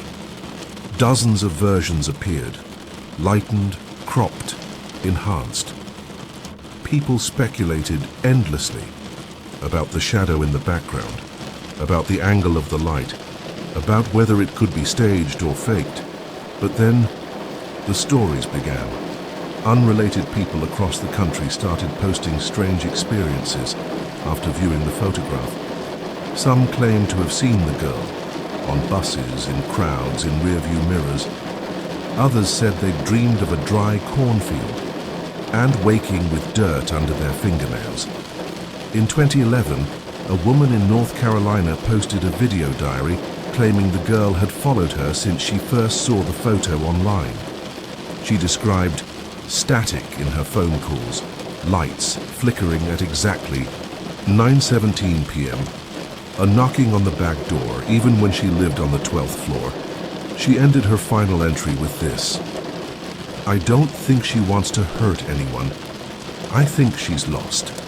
But if you look at her too long, she finds you." 3 days later, she disappeared. No sign of forced entry, nothing taken, but written on the inside of her bedroom mirror in black marker were the words, "Do you remember taking this?" And so the photo remains, circulating, copied, downloaded, shared again and again. Most see it and forget, but some don't. Some hear soft footsteps on hardwood when they're alone. Some dream of fields they've never walked. And some swear they've seen her just standing on the edge of memory, waiting to be seen again. Part 2. Missing Faces and Empty Fields by. The summer of 2013, the photograph had become something of a digital ghost. You could find it tucked away on paranormal forums, buried in Reddit threads, or re-uploaded in ghost hunting Facebook groups, always posted anonymously, always without a backstory that made sense. But the effect, was always the same. People didn't just see the photo, they felt it, a sense of watching, a whisper of presence. Some described the sensation of being remembered, as if the image had known them long ago. And then, the sightings began again, not online, not in dreams, but in real towns, with real names. In August of that year, two brothers from Owatonna, Minnesota, ages 9 and 11, disappeared during a family picnic near a wooded lake. Their shoes were found neatly placed at the edge of the water. Their footprints led into the trees and stopped. That night, their cousin, age 15, told authorities he had taken a picture of the picnic earlier that afternoon. When investigators looked through his phone, they found something chilling. Among a dozen sunlit happy snapshots was one unfamiliar photo. Grainy, black and white. A girl in a white dress standing in a clearing. None of the family remembered seeing her. The boy insisted he didn't take it. The metadata showed the file had no timestamp, no data at all, just a single line of corrupted text embedded in the file name, seeyounow.jpg. 2 weeks later, a college student named Erica, Mallory posted a TikTok video titled, "This pic is cursed. Please help." In the clip, she held up a printed copy of the girl's image, saying it had appeared in her apartment mailbox unaddressed. Behind her, the lights flickered, and for a single frame, hardly noticeable, something moved past the reflection of her kitchen window. The video went viral, over 8 million views in 72 hours, but Erica didn't post again. Her account went dark. Friends said she hadn't been responding to texts. 3 days after her final video, neighbors reported hearing a girl's voice singing in Erica's apartment. Even though the unit was locked and empty, police found no one inside, only a printed copy of the photo taped to the ceiling above her bed. The FBI eventually opened a private inquiry into the origins of the image. According to leaked internal emails, there were reports, never officially confirmed, that similar photos had been found in evidence boxes linked to 5 different unsolved child disappearance cases dating back to 1971. Each time, the image had changed slightly. The girl grew closer to the camera. Her face became more defined, her dress more detailed, now appearing slightly torn, and sometimes a second shape would appear. Not quite a person, not quite a shadow, but always watching her. In 2018, an independent researcher named Caden Morris claimed to have traced the location in the original photograph. Using satellite imagery, old topographical maps, and crop pattern analysis, he believed the field was somewhere outside Barberville, Kentucky, near an abandoned grain silo. He visited the site with 2 friends, documenting the trip on YouTube.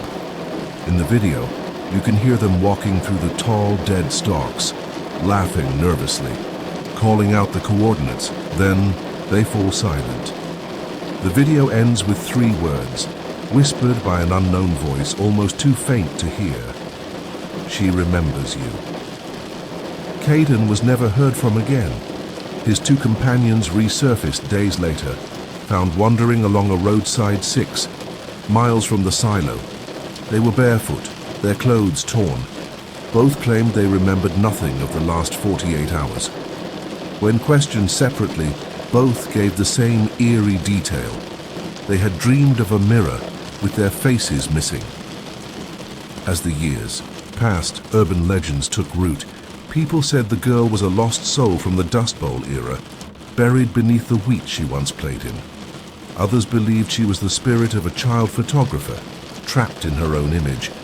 But the most unsettling theory came from an anonymous blog post on the deep web. It was titled, "The girl in the grainy photo is not a ghost." The post claimed that the girl is not haunting us from the past. She's reaching from the future, a future where time no longer moves cleanly, where memories leak into the past like spilled ink. It ended with this line, "We didn't take her photo. She took ours. one by one. We are the ones being collected. So, now people hesitate when they see the image. They scroll past quickly, delete the tab, say a quiet prayer to no one in particular, because there are too many coincidences, too many quiet, unsolved disappearances, and sometimes, when someone goes missing, they find an undeveloped roll of film near the scene, or a printed image tucked behind a mirror, or a child's voice caught in the static of a baby monitor, singing softly in the dark. And so the question remains, who is the girl? No one knows. But some say she's still looking, still wandering the fields between one photo and the next, still waiting to be seen again. And if you do see her, don't look too long, because she might be looking back. Part 3. She knows where to find you. There's an old belief whispered in hushed tones by archivists and historians of the strange, that some images are not just still moments frozen in time. They're doors, thin places, quiet thresholds between one reality and another. And if a photograph captures something that was never meant to be seen, well, sometimes what's inside might come looking for you. In 2020, during the long, restless weeks of global lockdown, the photograph surfaced. Again, this time on an old image board, long abandoned. No username, no thread title, just the photo, the girl in white, staring. This time she looked older, maybe 17, maybe more. Her face, once distant and indistinct, now carried definition. Sunken eyes, a crooked jawline, something off in the shape of her neck, as if her head sat just slightly too far to one side. Within hours, dozens of users reported browser crashes. Others claimed their webcams turned on by themselves. One user posted a final message before deleting their account. I think I saw her, not on my screen, behind me. Digital archivists tried to analyze the image. They found layers embedded within the metadata, not of code but of sound. When run through an audio spectrum, the file revealed a faint, modulated hum, barely audible. When played back, it sounded like distant wind through cornfields, and beneath it, a slow, rhythmic knocking, 12 beats, then silence, and then a girl's voice, barely a whisper. Not speaking English, but something older, soft, ancient, untranslatable. The audio was removed by most hosting services within 48 hours, citing unspecified psychological harm to listeners. In an unrelated case from that same summer, a young man named Jordan Vale, a freelance audio technician, was found in his Chicago apartment, surrounded by hundreds of printed photographs. They were all identical. The girl in the field, each slightly warped or burned at the edges, as if they had resisted being printed. Jordan's last note, scrawled in black ink on his bathroom mirror, read, "She isn't a ghost. She's a warning."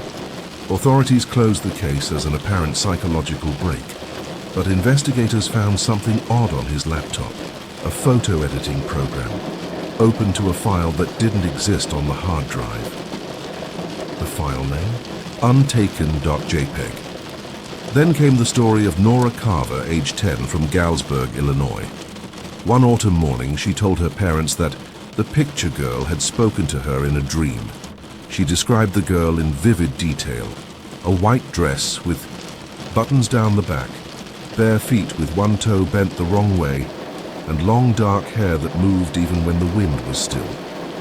According to Nora, the girl asked her a question, not with words, but with feeling, a question that filled her with dread the moment she woke. What if you were never real at all? What if you're just someone else's memory, slipping away? Nora vanished that night. A camera was found on her windowsill. No memory card, no batteries, just a single sticky note placed on the lens. I remember you now, so here we are, you in your quiet room, me in the hush between stories, and somewhere, the girl in the photo. Closer than she's ever been, You've heard her story now, the grainy image, the whispers in the fields, the pattern of disappearances across decades. And yet, no one has ever proven a connection, not in court, not in print. Not even on those ghost hunting shows that always seem to end without answers. Because maybe there isn't a solution. Maybe she's not a mystery to solve. Maybe she's a memory leaking through the seams of reality, not dead, not alive. Just kept like a photograph in a drawer no one remembers opening. And maybe, just maybe, you've seen her before. In that dream you can't quite remember. In that reflection that didn't feel quite right. Or in that still moment between blinking and sleep, when you felt someone watching from the edges of the dark. So tonight, when you turn off the lights, if you happen to hear a soft knock 12 times, then silence, don't open the door. Don't look out the window. And above all, don't take any photographs, because the ones who do, well, sometimes they show up in the next one. Story 8, the town that burned itself down. Part 1, Ashes in the Soil. Hey there, night wanderer. Welcome to Shadow Scribe, the place where true stories of the strange and unexplained gently unfold. Before we begin, please hit that like button, subscribe, and let me know in the comments where you're listening from and what time it is for you right now. All right, now get comfortable, take a deep breath in and slowly let it out. Let the shadows grow quiet and let the stories take you into the dark. You're safe here, you're not alone, and your dreams, well, they're waiting for you. Let's begin. Not every town dies because the people leave. Some towns die because the people stay, and they keep secrets, and those secrets turn to fire. The town of Sulphur Bend, Mississippi, doesn't appear on modern maps. Most records say it burned in 1915, but some say that isn't the whole story. Not even close. Sulphur Bend was a small, moss-draped town tucked deep in the Yazoo River Delta. Population, just under 600 souls. Mostly farmers, traders, and swamp guides. The town smelled like hot earth and sulfur water.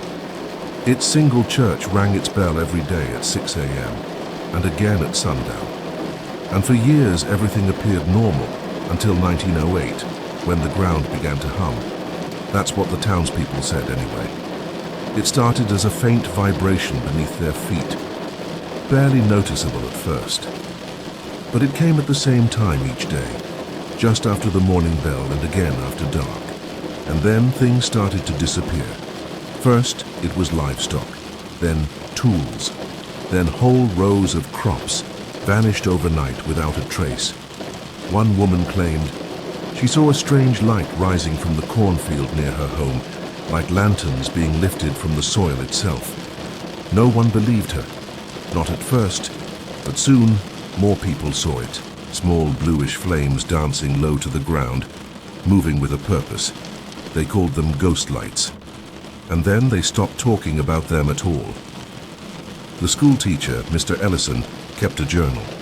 In it, he recorded his observations, noting the lights appeared in perfect geometric patterns. He tried to map them. On April 3, 1909, he drew a circle that matched the lights' locations over several nights.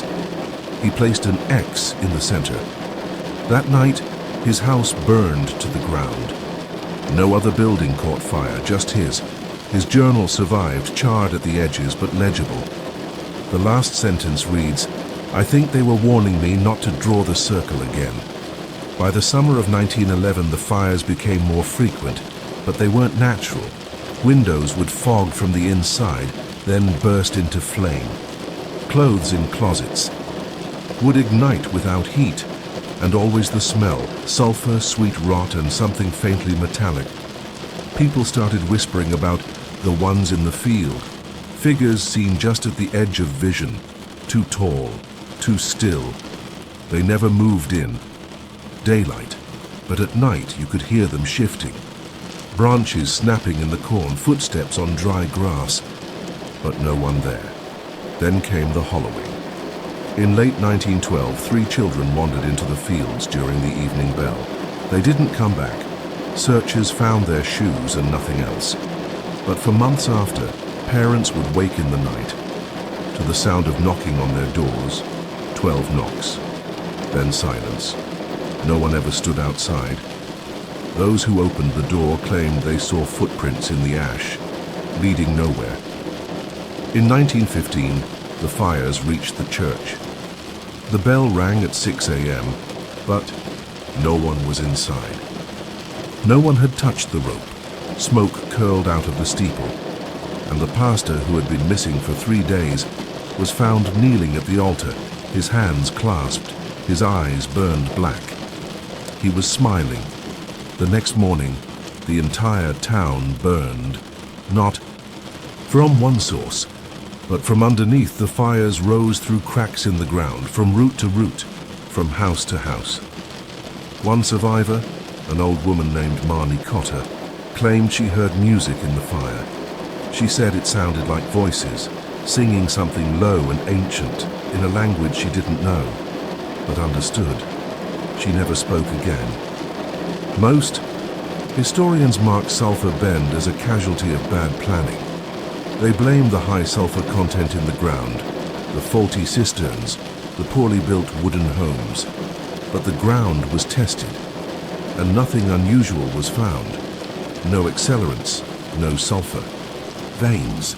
No traces of mass arson, just blackened roots and soil that hummed, even years later.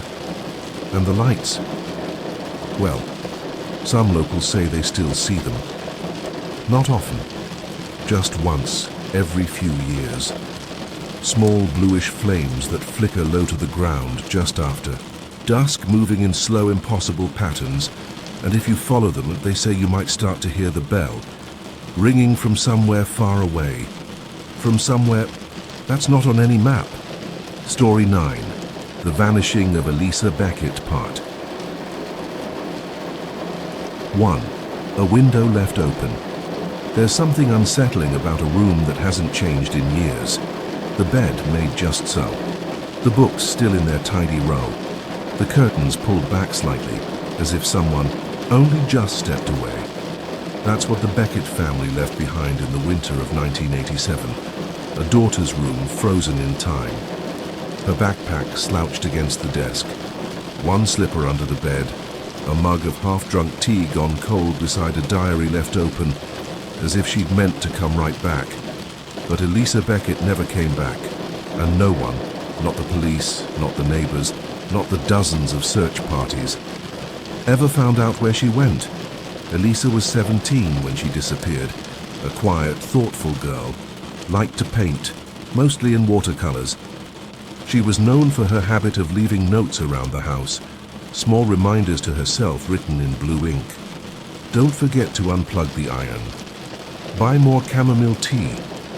Leave the window open just a little. That last one puzzled her mother. Why always that one? But Elisa would just smile, soft and distant, and say, I like the air to visit while I sleep. The night she vanished was unremarkable. February 11th, a Wednesday. Overcast skies and a slow drizzle that painted the sidewalks in grey. Her parents had gone to bed early. Her brother Thomas had stayed up watching late-night cartoons. Elisa had been in her room, writing in her diary and sipping tea. Nothing unusual. But in the morning she was gone, no signs of struggle. No footprints in the wet soil beneath her window. Nothing missing but the girl herself. The window just barely open. As always, the investigation began immediately. Detectives combed through the house. Neighbors were interviewed. School friends were questioned. Everyone said the same thing. Elisa had no reason to run away. No boyfriend, no fights at home, no troubling behavior. Just a quiet girl with a love for soft music and forgotten corners. but something strange began to emerge from her diary. The final entries written over the last 2 weeks before her disappearance became increasingly strange. "There's a second moon tonight. I saw it in the puddles. The thing under the bed isn't mine, it breathes differently. They said I could leave whenever I wanted. I just have to remember the shape. That last one appeared 3 times, always in blue. Ink, always underlined. The investigators dismissed it as the writings of an imaginative teen. Her parents insisted it was just Elisa's poetic nature. But her brother, Thomas, said he'd heard her talking at night. Not on the phone, not to herself. Like a whisper, like someone answering from the closet. Weeks passed, the case went cold, no sightings, no ransom, no notes. But then, 2 months later, a hiker found something in the woods outside town. Pinned to a tree with a silver nail was one of Elisa's notes, blue ink on cream-colored paper. It read, "The window is only open if you forget it's there." The handwriting matched. The ink was still fresh, and no one could explain how it got there. Part 2. The Shape of the Forgotten. After the note was found in the woods, everything changed. What was once a missing persons case turned quietly into something else. Researcher named Lyle Harrow, specializing in symbolic linguistics and memory anomalies, took an interest. He'd read about Elisa in an old case file archived in a journal on psychological disappearances. It was her diary entries that intrigued him most, especially the phrase, "remember the shape." To most, it seemed like the musings of a creative teenager. But Harrow recognized something deeper, a pattern. He compiled all of Elisa's known writings, sticky notes, journals, sketches tucked in the margins of library books she'd borrowed. Again and again, one shape appeared, a spiral, imperfect, always slightly broken on the right-hand side. Sometimes she drew it in clouds, sometimes in the stems of painted flowers. Harrow called it a threshold spiral. In some ancient cultures, similar patterns were carved above doorways or windows, believed to confuse spirits or mark passage between worlds. One note Elisa had scribbled in the back of her sketchbook read, "It's not a door, it's an invitation, but you have to fold to see it." No one knew what that meant, until Harrow did something strange. He printed all the spiral drawings, placed them side by side, and folded the paper, corner to corner, left to right. When he held it to the light, the broken parts of each spiral aligned. The result was a shape, 3 concentric rings with a gap at the bottom. He showed the image to an old colleague at the university's Department of Folklore. The man went pale. He said it resembled something from a folk tale dating back to the 1600s, a shape called the unmaking ring, said to represent a place between waking and dreaming where those who slip through are not always remembered. Soon after, Harrow received a package, no return address. Inside, a photograph, black and white, dated February 1987. It showed the Beckett family home at dusk. The windows were all dark, except one, Elisa's room. In the window stood a faint figure, backlit and blurry. Harrow zoomed in, digitally enhanced the image. There in the figure's hand was what looked like a piece of paper, and on it, drawn in thick blue ink, the spiral. There were other strange incidents that followed. Thomas Beckett, now in his 40s, began experiencing vivid, recurring dreams. In each, he would wake in Elisa's childhood room, but everything would be reversed. The light coming from the wrong direction, the furniture mirrored. The only thing unchanged was the window, always open, just a little. In one dream, he said, Elisa was standing in the corner. Her face was blank, but her voice came from somewhere behind him. "I didn't go anywhere," she said. "I just stepped sideways. He began leaving notes for himself around the house, unintentionally mimicking his sister. Don't listen if the walls begin to breathe. Remember the gap in the spiral. You can only follow her if you forget why you're looking. 2. More notes matching Elisa's handwriting were found in the years that followed. One was tucked inside a used paperback sold at a thrift store 200 miles away. You're not supposed to notice the folds. The other was slipped between pages of a high school yearbook belonging to a girl Elisa once sat next to in chemistry class. I am not lost. I am just further in. Some believe Elisa found a way to slip, not run away, not taken, but folded. Herself between places, like paper, a small enough space to vanish into, a forgotten shape remembered just long enough to open, and perhaps, if she could do it, others could too, because disappearances have a rhythm, like tides. They come in clusters, they follow whispers, and in the decades since Elisa vanished, others, quiet, thoughtful, note-leaving, have followed. So what is the shape, really? Is it a portal, a code, or just the mind trying to impose meaning on the unbearable? What if it's none of those? What if it's simply a choice? To turn away from the solid, toward the soft, to leave the window open. Just a little, part 3, where the light slips in years past. The town changed. The trees around the Beckett house grew taller, and the wallpaper inside slowly faded to a pale, wistful yellow. Elisa's room remained untouched. Her mother dusted the shelves once. A week, still brewed chamomile tea every February 11th, and sometimes, and she swore she could hear a faint tapping on the window. Not a knock. More like the brushing of fingers. In 2019, the Beckett home was sold. Elisa's parents had both passed on. Her father of a quiet heart attack, her mother in her sleep, dreaming perhaps of spiral shapes and open windows. The new owners were a young couple from Portland, Ren and Isla Keating. They loved the character of the place, the old molding, the ivy climbing the walls, the way the upstairs hallway tilted just slightly to the left. They didn't know about Elisa, not at first. It started with the post-it. Notes, little squares of blue paper that would show up in strange places, inside the medicine cabinet, folded between the pages of a gardening magazine. Once, stuck to the dog's collar, all in the same soft, slanted handwriting.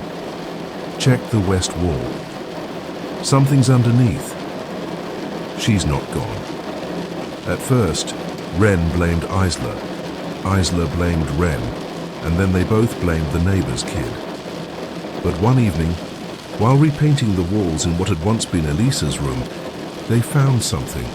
A small door, no more than 2 feet high, hidden beneath layers of old wallpaper. Inside, a hollow space, about the size of a cupboard.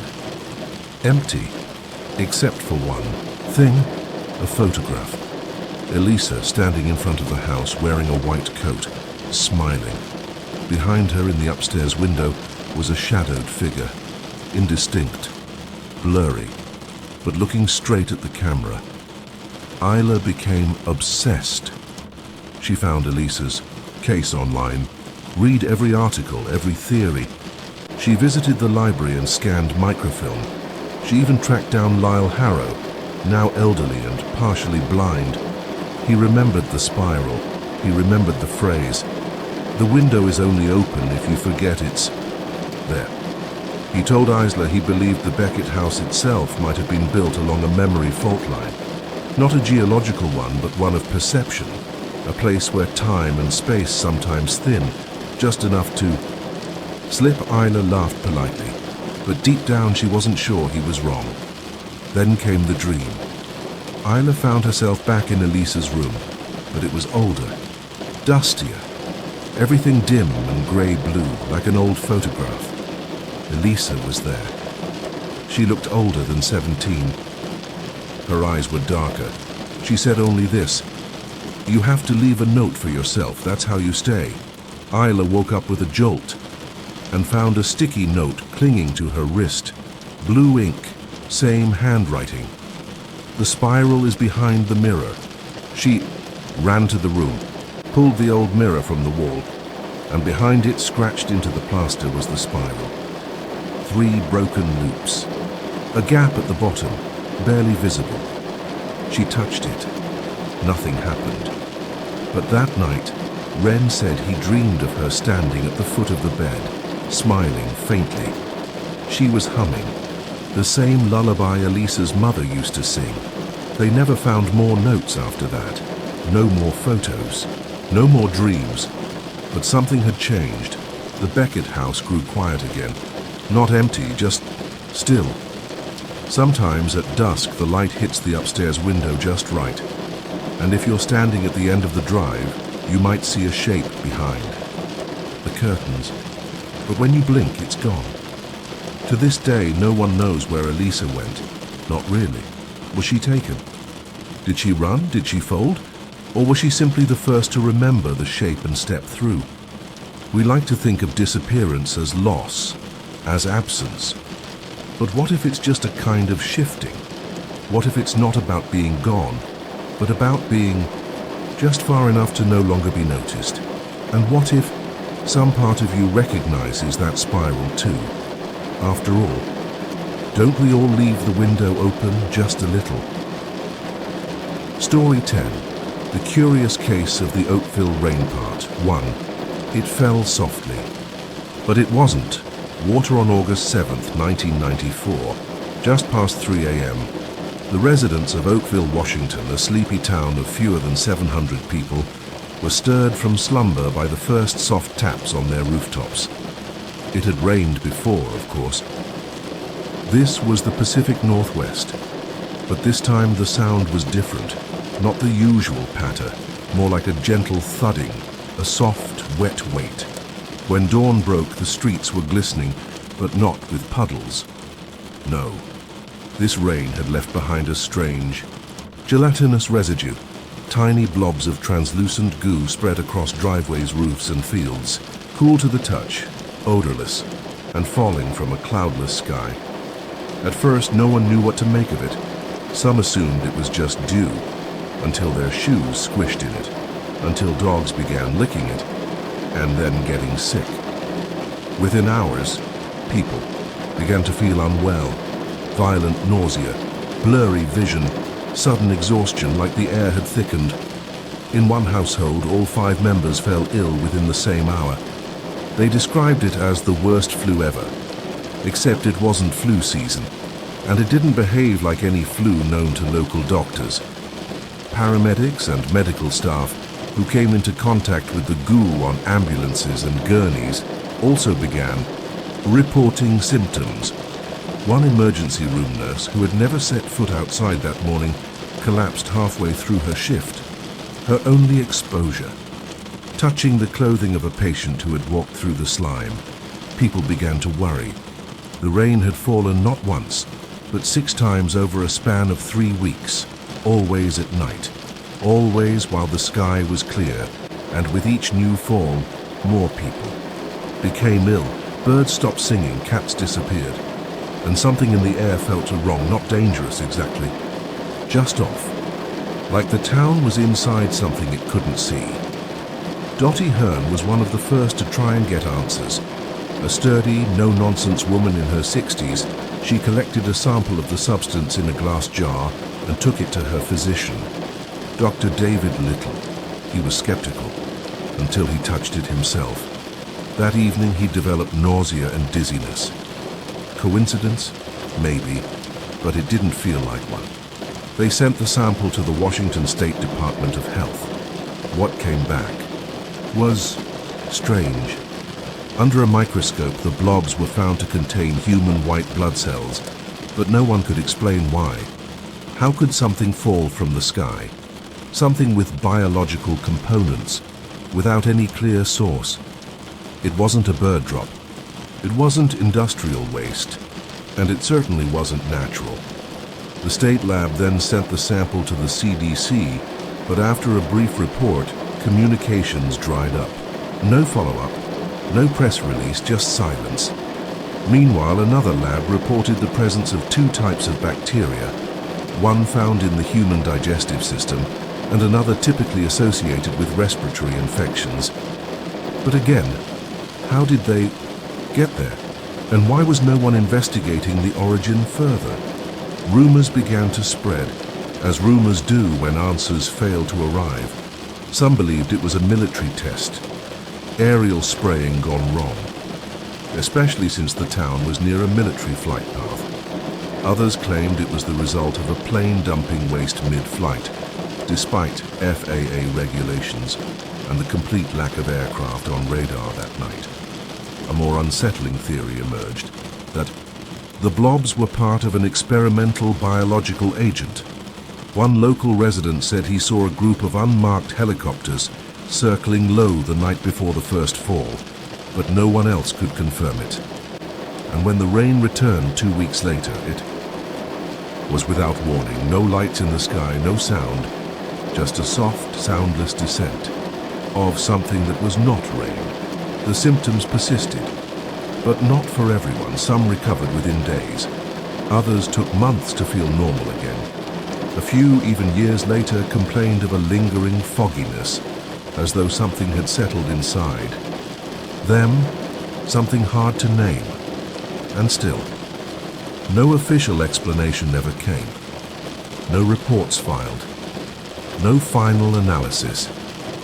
Only a few lines in old local newspapers, and the memory of the way it felt between your fingers.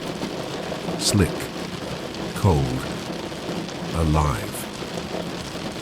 To this day, the substance has never been seen again. Not in Oakville, not anywhere. All that remains are a few archived samples in sealed jars and stories passed around quietly, shared at bar counters and back porches when the clouds gather, because it wasn't just the goo that chilled the town. It was what came with it, the sense that for a brief time something was observing, testing, probing, and then, just as softly, it moved on. Part 2. Beneath the Rain, a question. When the second fall came, the town was tense. August 14th, 1994. Exactly 1 week after the first. It was just after 1 a.m. Again, the sky was clear, full of stars, quiet wind, no aircraft, no moon. And then, the soft thudding Ren Kessler, a volunteer firefighter, had been watching the skies with binoculars ever since the first incident. He lived on the outskirts of town, in a small farmhouse surrounded by pine and fog. He didn't hear anything unusual, just the rustling of branches. But when he stepped outside, the porch glistened. A wet sheen covered his boots. He crouched. Hand touched it. Same texture, same chill. Same ghost-like blobs of slime. It stuck to his glove, didn't drip, didn't melt. He went inside, bagged a fresh sample, and started calling neighbors. But the phone line was fuzzy, buzzing like interference. Across town, a family dog started howling, then vomiting. 2 children developed rashes on their arms. A man fainted while chopping wood. One woman collapsed behind the wheel of her car and had to be pulled from a ditch. She claimed she saw shapes moving through the rain. Not people, not animals, just tall, wavy silhouettes in the corner of her vision. They dissolved when she looked straight at them. By this time, the town's general practitioner, Dr. Lietl, was keeping his own record. He'd written to the CDC, received a short acknowledgement letter, and then nothing. So he began documenting symptoms himself. He created a timeline.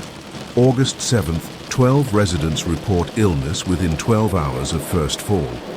August 8th, 1/13th, 34 additional cases, 9 involving pets. August 14th, 21 new cases within 6 hours of second fall. August 15th, first fatality. Tom Haldeman, age 73, stroke, complicated by dehydration and fever. Tom's wife had walked him through the slime earlier. That day, She swore he'd never been the same after that. Now the town began asking real questions, and the news arrived. On August 17th, the story broke in a regional paper. The rain that wasn't water. By then, a third fall had occurred. This one. During the day in mid-afternoon, witnesses described it like glitter falling from the sky, except it didn't shimmer. It soaked into everything. Fields turned slick and unusable. Local cattle refused to eat. One farmer said his goats wouldn't leave the barn for 2 days. Samples were sent again, this time to independent labs. One in Seattle, one at the University of Washington. Results returned with more questions. Biological material, no cells intact, no DNA that could be clearly identified. One lab technician remarked, "It's like this stuff used to be alive, but was pulled apart."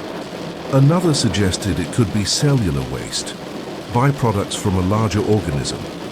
But what organism could shed that much matter in the air without anyone noticing? At a town meeting in early September, residents packed into the Oakville Grange. How many were angry, some were scared. A few just wanted it to be over. Sheriff's Deputy Max Schreiber stood at the front, his clipboard trembling slightly in his hands. He'd compiled over 40 separate accounts of illness, sighting, or animal reaction. One man described the way his cows had begun facing east every evening, all in a row, silently. A woman recounted her child drawing spirals in the dirt and muttering about the soft stars that fell while he slept. Then a local named Angela Maher stood up and said, "I saw it fall once. I was out early, it came down in threads, not drops, threads, like silk unraveling." No one else had reported that, until the next day, when a dairy farmer west of town said the same. It hadn't been liquid at all, he claimed. It was like a curtain of jellyfish tendrils drifting downward. That week, an investigative journalist named Denise Carlton arrived in Oakville. She was working freelance for a science magazine and brought her own microscope and field kit. She took new samples. She compared them with the old ones. She interviewed dozens of residents, including Dottie Hearn, Dr. Little, and several parents whose children had fallen ill, but her report never made it to print. When she submitted the story, her editor rejected it, calling the evidence too anecdotal and potentially alarmist. She tried to sell it elsewhere, but every outlet passed. One editor allegedly told her, "Don't push it. The rain story, it's already been handled." Denise never worked on a field story again. In October, the rains stopped. No more slime. No more illnesses, just autumn leaves and fog creeping in. But the silence that followed was loud. The state never issued a final statement. The CDC never followed up. The military denied any testing or flyovers. No lawsuits were filed. The town simply moved on, or at least pretended to. But in 1997, during a late-night AM radio call-in show, an anonymous voice claimed to have worked at a government research lab during the summer of '94.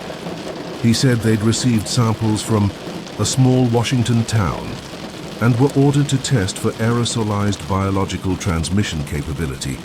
In plain terms, they were checking if the slime could carry illness through the air. The man never gave his name. The call was never traced. And the tape of the show was lost during a studio fire 2 years later. Coincidence or something else, people still ask. What was the Oakville rain? Was it a failed experiment? An unknown life form? A testing ground? Or was it something older? Something that slips between the clouds now and then, waiting for quiet towns, where it can fall unseen, because what fell wasn't violent. It wasn't loud, it was subtle, gentle, the kind of danger that hums beneath the surface, and maybe, just maybe, it's not finished falling yet. Part 3. A rain without clouds, the years passed, and Oakville, small and quiet once more, sank back into the pages of obscurity, But not everyone forgot. Not Dottie Hearn, who never fully regained her health. She passed away in 1999 quietly, in her sleep, still telling friends that something had poisoned the sky. Not Dr. Little, who later moved to Idaho and kept every document, every lab result, in a metal filing cabinet labeled Rainfall X. And not Denise Carlton, the journalist who never got her story printed. In 2003, she self-published her findings in a small, limited-run zine. Only a few hundred copies were made. She called it The Rain That Wasn't There. Inside, she outlined a theory, quietly, carefully, like someone speaking beside a sleeping animal. Her idea was simple, yet deeply unsettling. The substance that fell over Oakville was not created by man, but it may have been directed by man, something alive, collected, altered, and released, perhaps as a test, perhaps as a warning. She believed the blobs had once been part of an organic life form, marine or otherwise, but their cells had been ruptured, rendered biologically ambiguous, yet still reactive, still capable of triggering immune responses in living hosts. Her interviews included more than just Oakville residents. She had spoken to oceanographers, to biochemists, to indigenous elders from coastal tribes who spoke off-record of sky-spilled water spirits that make men sleep. And then there was the fourth rain, never officially documented, never widely discussed. It happened in 1997, 3 years after the initial event. Only a few residents were awake when it fell. It came not as a storm, but a faint mist around 4:11 a.m. The only reason we know of it at all is because of one man, Roger Nielsen, a ham radio operator who kept meteorological logs. In his written journal, he noted, "Low fog with precipitation at 4:11, visibility impaired. Rain carried faint ammonia scent, porch covered in soft film, dogs refused to go out. Radio static increased significantly, local stations briefly disrupted, felt uneasy, headache. Rain ended by 4:34. He filed a copy of the log with a local weather club. That club's archives were later digitized by a university, and that's where his record survived. There are, of course, theories, too many to list, but let's linger with the quiet ones, the ones not meant to explain, but simply to wonder. One theory suggests the rain was a side effect of military activity off the Pacific coast, some form of jellyfish-based chaff or aerosol biological, material released from aircraft or submarines. Another leans toward marine bacteria or plankton caught in an atmospheric updraft, sucked from the ocean and dropped far inland. But neither theory accounts for the illnesses or the dreams, because that's the part of the story people rarely discuss aloud. The dreams. Several Oakville residents reported a strange, shared sensation in the weeks following the rains. Not dreams in the usual sense, but vivid images, flashes, of scenes they couldn't explain. A field of glass towers, a sound like bones rattling in water, a sensation of floating above a dark ocean. One boy said he dreamt of a figure walking upside down across the sky. Another woman claimed to hear whispering in a language she didn't recognize, but understood anyway. They spoke of quiet voices asking strange questions. What is inside your sleep? How do you feel when the sky forgets you? Do you remember the first rain and then silence? Years later, in 2008, a documentary series briefly covered the case. It interviewed a few remaining townspeople, but by then, most were gone, moved away, passed on, or quietly declined to speak. The narrator concluded with a statement both careful and chilling. Oakville was not harmed by the rain itself. It was harmed by the silence that followed, because that's often how it goes, isn't it? In the absence of answers, the questions grow roots. They twist into folklore. They haunt the edges of science, the way mist clings to morning fields. And they wait. The rain has never returned in quite the same way. But similar reports have surfaced elsewhere. In tiny towns far from headlines, a translucent film on a windshield, a child too tired to wake, pets hiding beneath furniture, phones buzzing with no signal, never enough to prove, just enough to suggest. So what really happened in Oakville? Was it nature misbehaving, a military slip, an encounter with something beyond our vocabulary? Or perhaps it was none of those things. Perhaps it was a question, one that came gently, soft as dew, falling from a clear night sky just to see what we would do. And maybe, when the time is right, it will ask us again, only this time we'll know better than to answer with silence. Sleep well, night wanderer, and if you hear the rain tonight, listen closely, just in case. Story 11. The Haunting of Room 1046, Part 1. A Man Without a Name, Kansas City, Missouri. January the 2nd, 1935. A bitter wind scraped along the edge of downtown, the kind of cold that makes even the bricks whisper. And there, just past noon, a man walked into the hotel president with a small black suitcase and no real presence at all. He was tall, lean, sharply dressed. A long coat parted neatly at the chest. Hair slicked back in perfect fashion. Eyes quiet, watchful. He gave his name as Roland T. Owen, and that was the first lie. The clerk at the front desk noted his oddness right away. Not impolite, just distant. Something about his voice, like he was always listening to something else. He requested an interior room. No windows, no view. Room 1046. The bellhop took him upstairs. They passed faded wallpaper and soft golden sconces. Nothing unusual, at least not yet. Inside, the man placed his suitcase gently on the dresser. It contained a hairbrush, a comb, toothpaste, no razor, no change of clothes. When the bellhop left, he claimed the man locked the door behind him without saying a word. The next morning, things started to unravel. The maid, Mary Soptic, arrived to clean the room. She knocked as always. A quiet voice answered from inside. "You can come in, I'm not dressed." Odd, she thought. But she entered anyway. The man was sitting in the dark. Only a dim lamp lit the room. The shades were drawn tight. He seemed nervous, on edge. He mentioned he'd been expecting a guest, then fell silent again. Mary cleaned quickly, and when she left, he locked the door behind her. Later that same day, she returned with fresh towels. The door was locked again, but this time, she heard a second voice, deeper, gruffer. Something was said, muffled. Then a moment of silence. Then the familiar voice, Roland's, spoke up again. "We don't need any." Mary hesitated. Was he talking to someone else?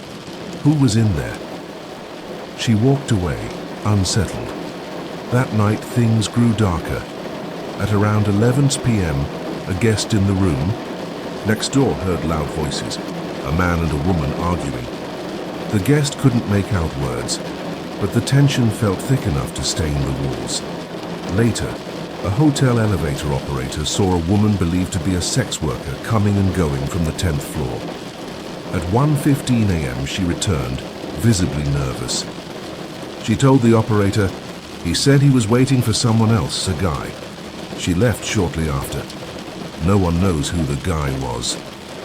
January 4th, around 7 a.m., the hotel switchboard operator noticed the phone in room 1046 was off the hook. Repeated calls went unanswered. Eventually, a bellhop was sent to check. He knocked once, then again, Faint voice responded, "Come in, turn on the lights." The door was locked from the outside. When he entered using a master key, what he found chilled him. The man was there, Roland, curled on his knees and elbows, head in his hands, naked, bleeding. The room was a disaster. Dark stains on the bedding, cracks in the lamp. The phone smashed. The bellhop panicked, rushed to find help. When the police arrived minutes later, they found the man conscious, barely. Stab wounds to the chest, a blow to the head, multiple bruises. He had been tied with cord around the ankles, wrists and neck, and yet when asked what had happened, he whispered, "I fell against the bathtub." They asked, "Who else was in the room with you?" He replied, "Nobody." And then his breathing slowed, and the silence in room 1046 thickened again. At the hospital, he was barely conscious. Hours later, he died. But before that, he spoke. One last sentence, faint, barely audible. "Nobody hurt me." He died with that lie on his lips.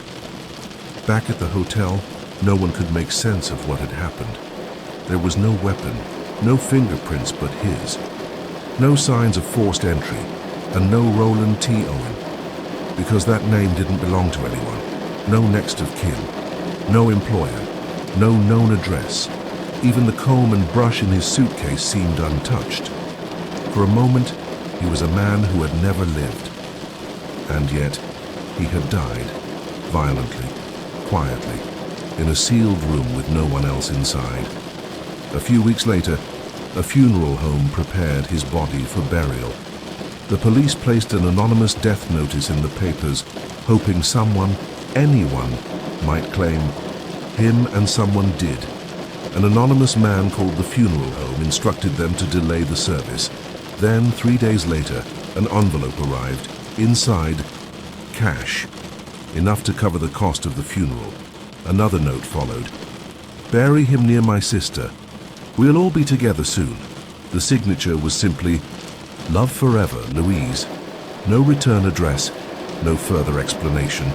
The man was buried in a quiet ceremony. No family came, no friends, just a small bouquet of roses placed gently on the casket. Attached to it, a card that read, "Love forever, Louise," and nothing more. Part 2. Echoes beneath the roots.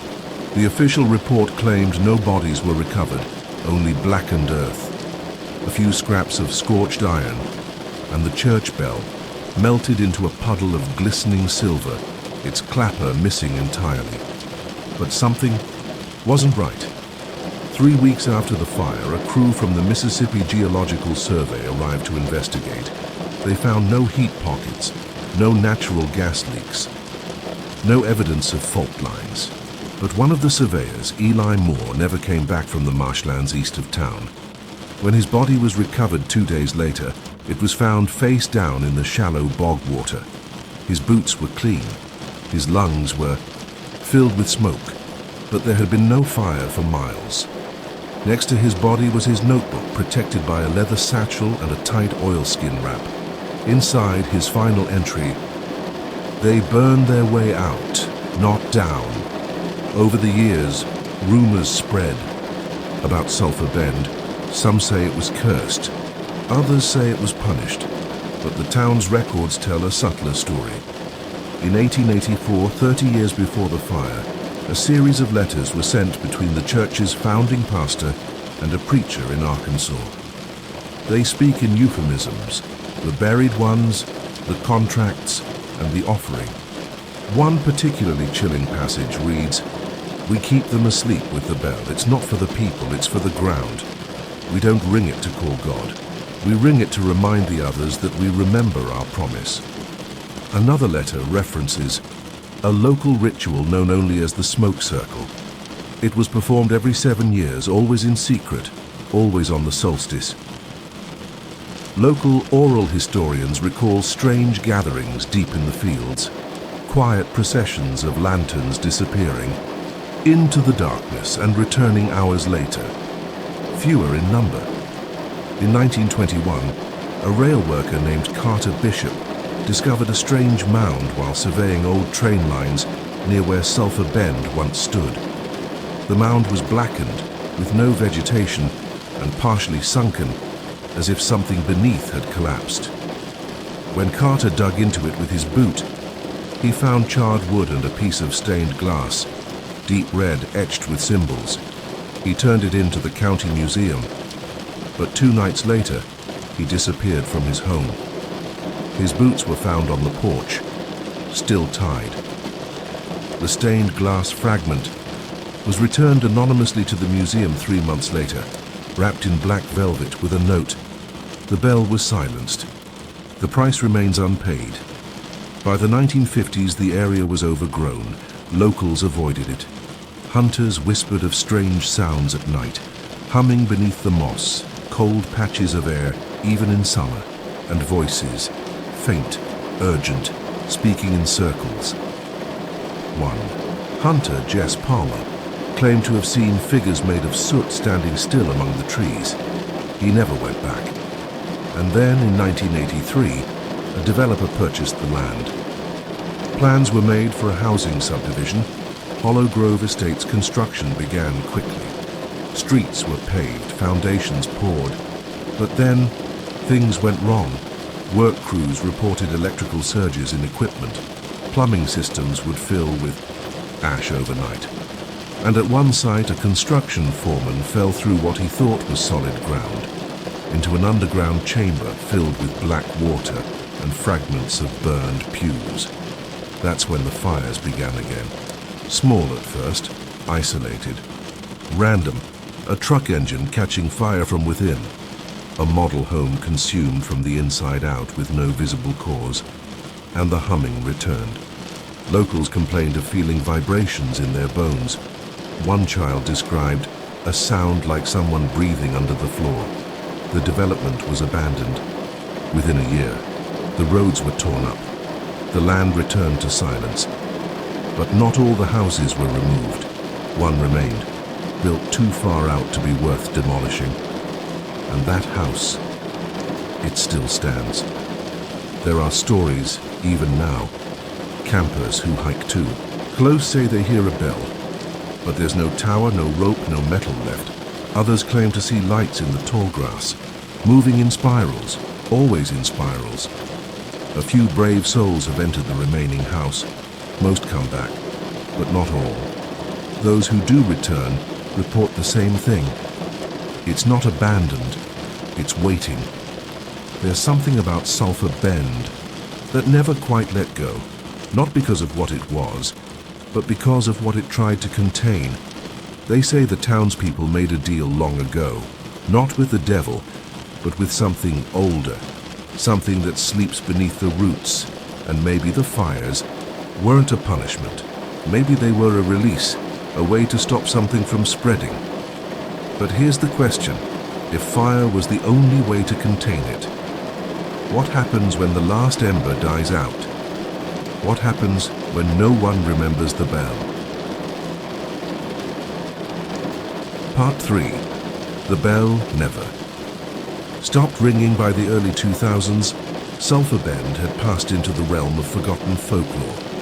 Its few scattered mentions buried in out-of-print county records, word-of-mouth warnings and dusty paranormal forums.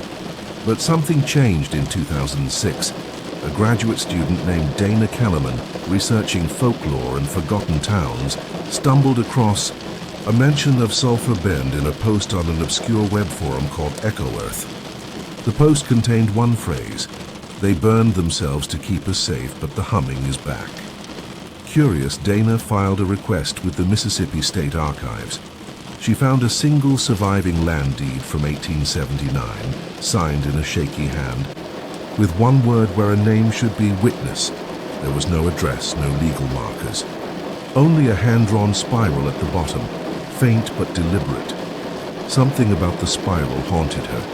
She drove to Yazoo County that summer, armed with a voice recorder, topographic maps, and an old surveyor's compass. It spun wildly every time. She entered the former boundaries of Sulphur Bend, always in circles, always clockwise. She recorded what she saw. Wild blue grass growing in the shape of rings. Ash under moss, even where no fire should have reached. A wind that blew only inward. Dana left after 2 days. But her final entry, recorded on a handheld cassette tape, was discovered months later by a hiker. It ended with her whispering, "I think it's not a place anymore. It's a memory, but it remembers us too. She was never found. Her car was discovered parked near the edge of the old fields, keys still in the ignition, the tape recorder on the seat, and her shoes sitting side by side on the red soil in 2014. A journalist for a regional magazine attempted to retrace Dana's path. He was skeptical, interested only in debunking the ghost town nonsense. But his article, never published, was found on a USB drive mailed anonymously to the magazine's office. It included audio files, recordings from his phone. They were strange. Some were garbled by static.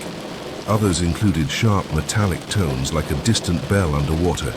But the final file was clean, just his voice, quiet and shaken. It's a loop. They all went in circles, rituals, lights, the bell, even the fires. I think they were spinning it, like a lock, and someone just turned it the wrong way. He never wrote again. A handful of paranormal researchers have visited Sulphur Bend since. Most leave with nothing but strange headaches, garbled photos, and the vague sense of time being off. But one team set up motion-triggered cameras in 2019, hoping to catch wildlife activity in the area. At 2:13 a.m., all 6 cameras activated at once, each recorded a different angle, same timestamp. In every shot, a tall, thin figure standing completely still in the tall grass. No face, no movement, and in the background, a faint shimmer of light spiraling upward. Seconds later, the footage cuts to black, and then a sound, clear as day. Soft, deliberate, a bell ringing 12 times. So what was Sulphur Bend? A place, a warning, a sacrifice? Maybe it was never meant to last. Maybe the town was built not to grow, but to contain something, to ring the bell, to keep the pattern spinning. And when that bell was silenced, when the last townsfolk vanished, into fire and smoke, something was unbound, not released all at once, no, just slowly enough to be forgotten, until now. If you walk those woods at night, they say, you'll feel a shift beneath your feet, like breathing. And if you're still enough and quiet enough, you might see the lights return, small blue, winding like a question through the dark. And somewhere in the distance, far from towns, far from roads, you might hear a bell and wonder, what happens to a promise when everyone who made it is gone? Part 2, The Man Who Wasn't There. The investigation began quietly. There were no headlines, no fanfare, just cold facts, murky evidence, and a name that led to absolutely no one. Roland T. Owen did not exist. No missing person reports. No social security number. No relatives came forward. The police searched local records, then regional, then national. Nothing. His fingerprints were sent to the FBI, and weeks later they hit on something strange. The prints matched someone arrested in Los Angeles 5 years earlier. The name then? Cecil Werner. But that too was a dead end. No known address, no stable job, just a long-forgotten arrest for armed robbery. The man had disappeared after that. Until now. Until room 1046. So what was he hiding from? Who was he meeting that night? And who wanted him silenced? One theory held that he was a petty criminal, running from something or someone. Another guessed espionage. A spy, perhaps. It was 1935, after all. A time when secrets changed hands in back alleys, and trust was a currency too easily forged. But the most whispered theory was simpler and darker. That room 1046 was the site of a private execution, a punishment, a message, a death wrapped in silence delivered by someone with nothing to lose. And then came the phone calls. Weeks after the man's burial, the Kansas City Journal-Post received a tip. A woman's voice, soft, deliberate. She said, "You have a story on your hands. That man in room 1046, he got what he deserved." Then she hung up. Other calls came, cryptic, brief, Another one claimed he cheated on a woman who loved him. That's all there is to know. But police couldn't trace them. Payphones likely, no fingerprints, no names. Who was Louise? Who paid for the funeral? And what does it mean to get what you deserve? Months passed. The case went cold, filed away among countless others. Just another mystery in a city full of them. But every so often, new clues would flicker up from the darkness. In 1936, almost a year later, a woman reading the story in a local newspaper contacted the authorities. She believed the man might be her missing cousin, Artemis Ogletree, a 17-year-old from Birmingham, Alabama. She hadn't seen him in over a year, but the photo, the build, the scar above the ear, it looked like him. The FBI got involved again, and finally, after comparing old photographs, they agreed. Roland T. Owen was Artemis Ogletree. He had left home at 17, seeking work out west. He sent letters home, but the style was odd, stilted, formal. One postcard read, "Everything is fine. I will return someday." But the phrasing didn't sound like him. His mother said it felt like someone else had written it. Later letters came typed instead of handwritten, and the last one, dated months before his death, said simply, "Don't worry. I've found a job. We'll contact soon." He never did. Artemis was buried under his real name, but the questions remained. If someone had been pretending to be him, writing letters on his behalf, then who and why, and what did he know that was worth dying for? Some speculate it was a love triangle. Her jealous partner, betrayal. Others think he became involved in organized crime, used a false name, crossed someone dangerous. But there's another theory, one more chilling, more delicate, that Artemis was brought to Kansas City against his will, held, questioned, and then erased. Room 1046 was not a crime of passion. It was a message to someone else, something whispered behind locked doors, never meant for the light of day. The hotel president still stands, now called the Hilton President. Room 1046 still exists, but guests say it feels strange. Some report odd drafts, sudden chills. Others say the lights flicker at odd times, that the phone rings just once and then stops. There's even a rumor that the furniture rearranges itself overnight. But of course, those are just stories. A city's way of breathing life into something that never made sense. And so we're left with shadows. A man who lied about his name, who checked into a room no one else wanted and died alone, in silence. But if you ask the walls of room 1046, they might tell you otherwise. They might tell you he was never alone at all. Part 3. The Room That Remembers. By the time room 1046 faded from headlines, its mystery had already settled into something heavier. Not just an unsolved case, but a presence. A story that refused to be forgotten. The room itself was quietly removed from service for a time, then reopened, renumbered, some say. But hotel staff knew, and so did locals. They called it the room that listens, because guests spoke of a strange sensation, as if someone were always nearby, watching, but not unkindly. Just waiting. Let's return to the final hours, dark January 5th, 1935, just before dawn. A bellhop named Randolph Probst received a call from the hotel switchboard. Room 1046's phone was off the hook. Again. Probst knocked. No answer. He let himself in. What he saw was quiet horror. The man, Artemis, though they didn't yet know his name, was kneeling near the bed, head bloody, cord from the phone dangling like a question. He'd been bound, struck in the skull, stabbed in the chest, but he was still alive. Barely. When asked who had done this, he whispered, "Nobody." And then he slipped away. The word nobody haunts the record. Not "I don't know," not I can't remember, just nobody. As if his killer wasn't a person, as if he'd expected it, or welcomed it, or was protecting someone else.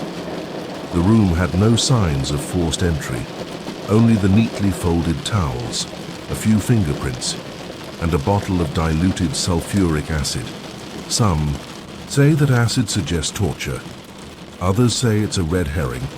There was no robbery, no struggle, just silence, intentional, surgical. Even in the years that followed, the case refused to settle. Detectives retired with it still open. Every lead dissolved into fog.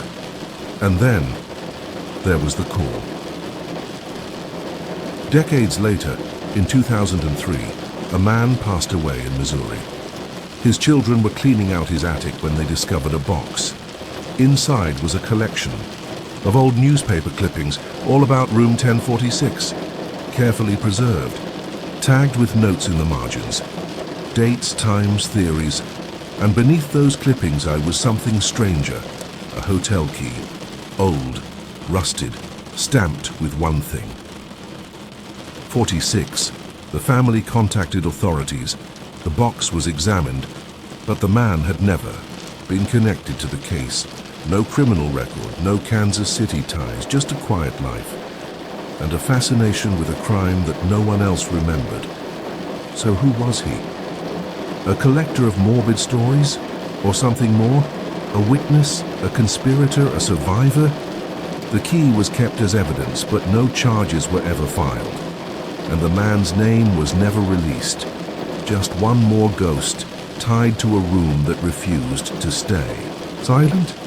To this day, room 1046 draws quiet visitors, not tourists, not thrill seekers, but those who've read the story, who feel something echo in the gaps.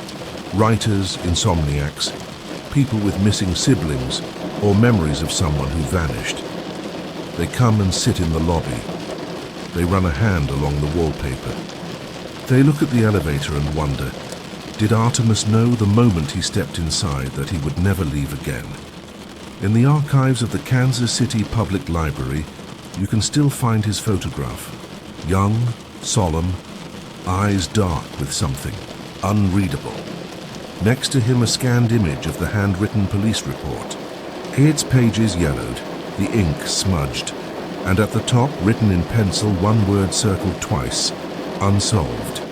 So now we leave room 1046 behind. But perhaps it never really leaves us. It lingers. In soft footsteps, in unanswered phones, in the hush between waking and sleep. And if you ever find yourself in an unfamiliar hotel with walls a little too thin and silence that feels almost crowded, remember this: some doors close louder than others, and some stories never really end. Story 12. The Disappearance of Barbara Newhall Follett, Part 1. Into the fog, hey there, night wanderer. Welcome back to Shadow Scribe, the place where true stories of the strange and unexplained gently unfold. Before we begin, please take a moment to like this video, subscribe to the channel, and share in the comments where you're listening from tonight and what time the shadows found you. Now, close your eyes. Feel the hush that comes just before midnight. Take a slow breath in and gently let it out. Let the stories wrap around you like a soft quilt. You are safe here. You are not alone. And your dreams, well, they're waiting for you. Let's begin. Barbara Newhall. Follett was a child prodigy. By age 12, she had published a critically acclaimed novel. By 14, she was sailing the Pacific and penning poems about the stars. By 25, she vanished. Without a trace, no body, no note, no answers. Her disappearance was quiet, too quiet, and for decades, her case drifted like a paper boat on dark water, unclaimed, unsolved, and mostly forgotten. But the deeper you look, the stranger the story becomes. Barbara was born in 1914 in New Hampshire, to a family of writers and dreamers. Her father, Wilson Follett, was a respected literary editor. Her mother, Helen, a teacher and aspiring author. Words were her playthings. She typed before she could write by hand. Her first full-length book, The House Without Windows, was published. When she was just 12, it was ethereal, lyrical, a dreamscape about a girl who leaves behind the modern world to live in perfect harmony with nature. Critics adored it. Publishers clamored for more. Barbara wasn't just a talented child, she was otherworldly. Some said she had an old soul, others said she didn't quite belong in this time. But behind the brilliance was turbulence. At 13, her father abandoned the family. He left Helen for another woman, taking with him Barbara's publisher connections, her confidence, her stability. They had to move. Money became tight. Her writing, once celebrated, fell out of fashion. Barbara was devastated.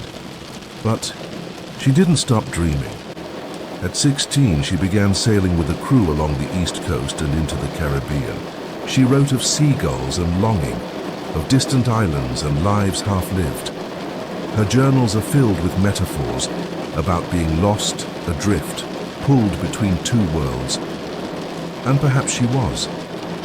In 1934, at age 20, she married a man named Nickerson Rogers. They lived a modest life in Brookline, Massachusetts. They hiked, they wrote, they tried to chase simplicity, but something was unraveling. On December 7th, 1939, Barbara and Nick had a fight, something minor by his account.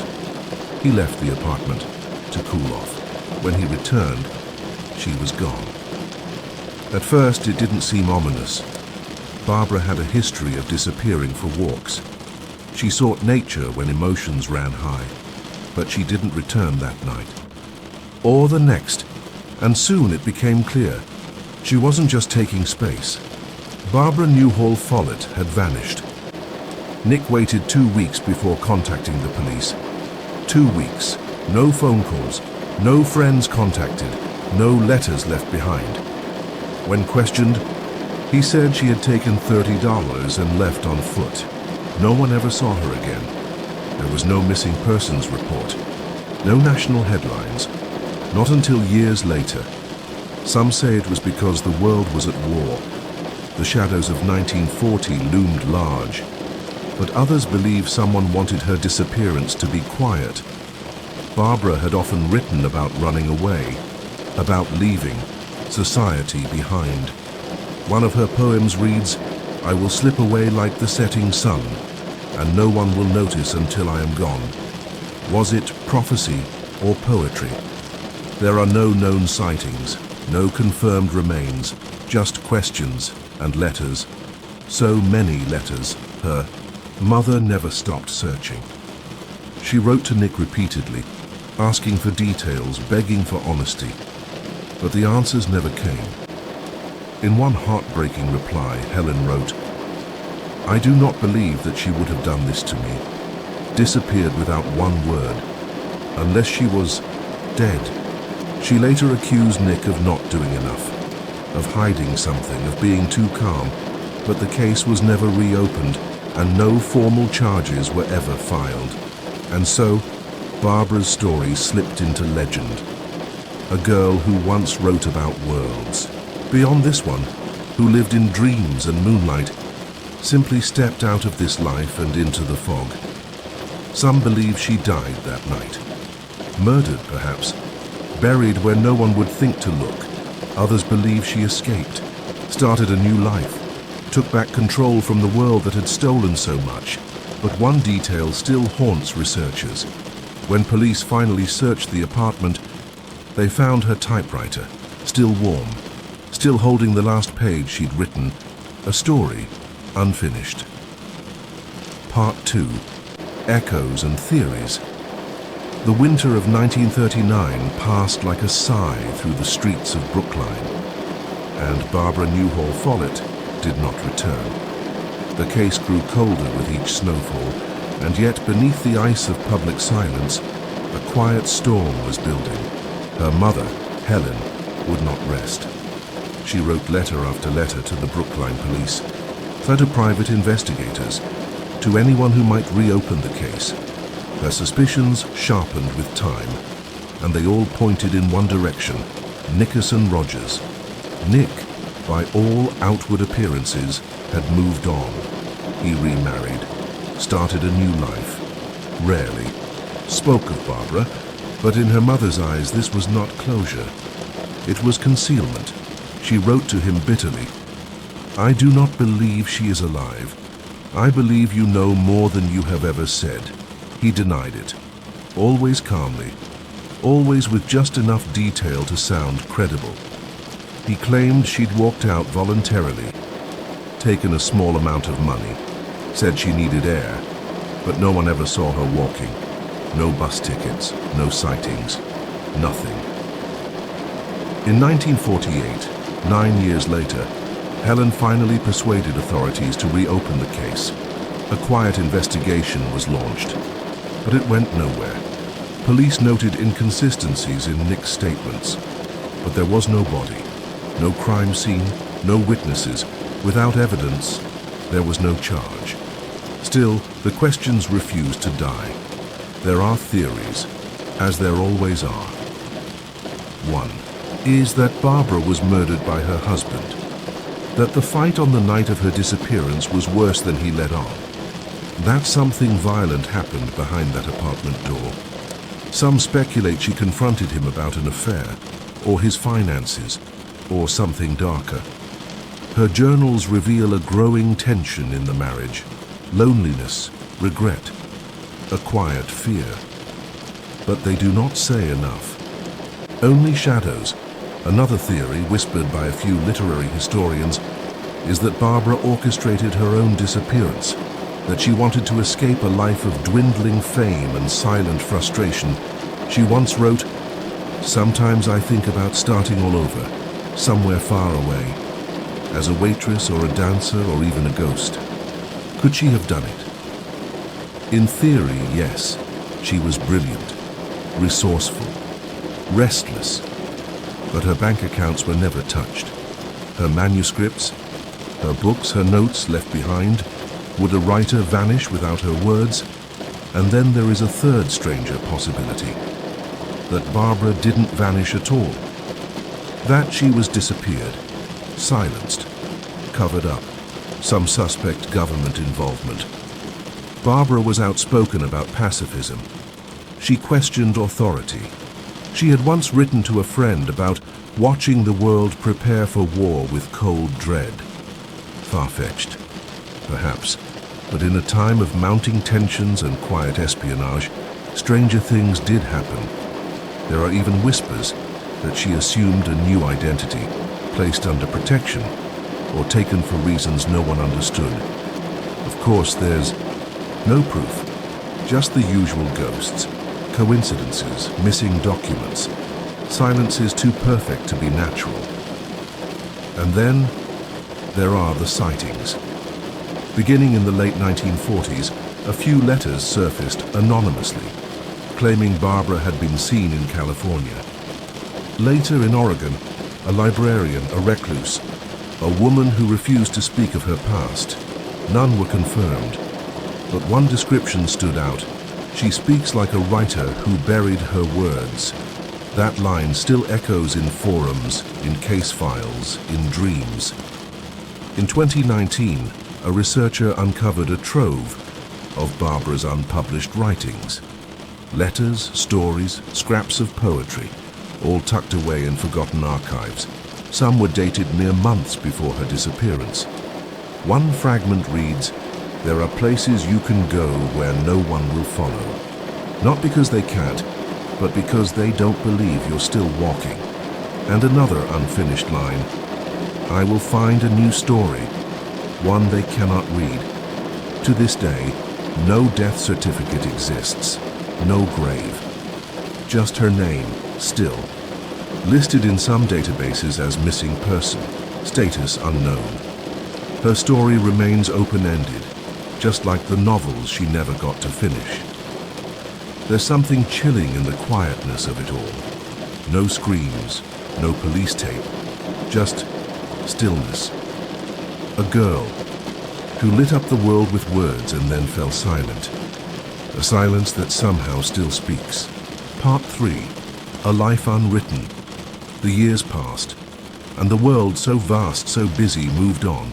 But beneath the surface of history, Barbara's story remained like a stone at the bottom of a dark lake, unseen, undisturbed, yet heavy with weight.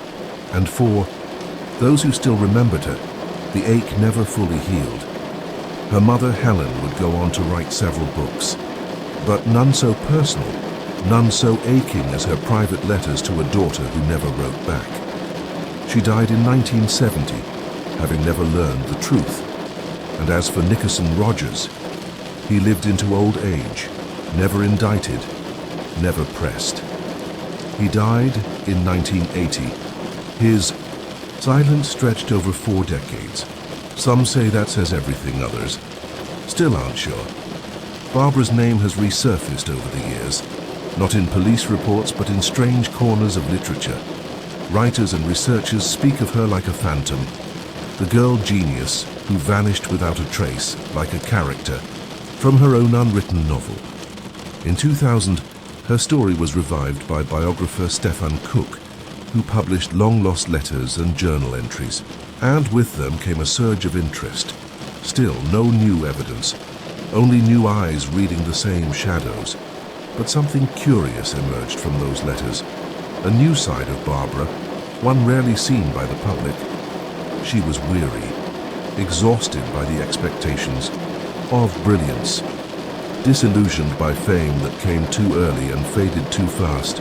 In one letter to a friend she wrote, "There is a loneliness in the world that only the truly seen will ever feel, and sometimes the seen must become invisible to survive."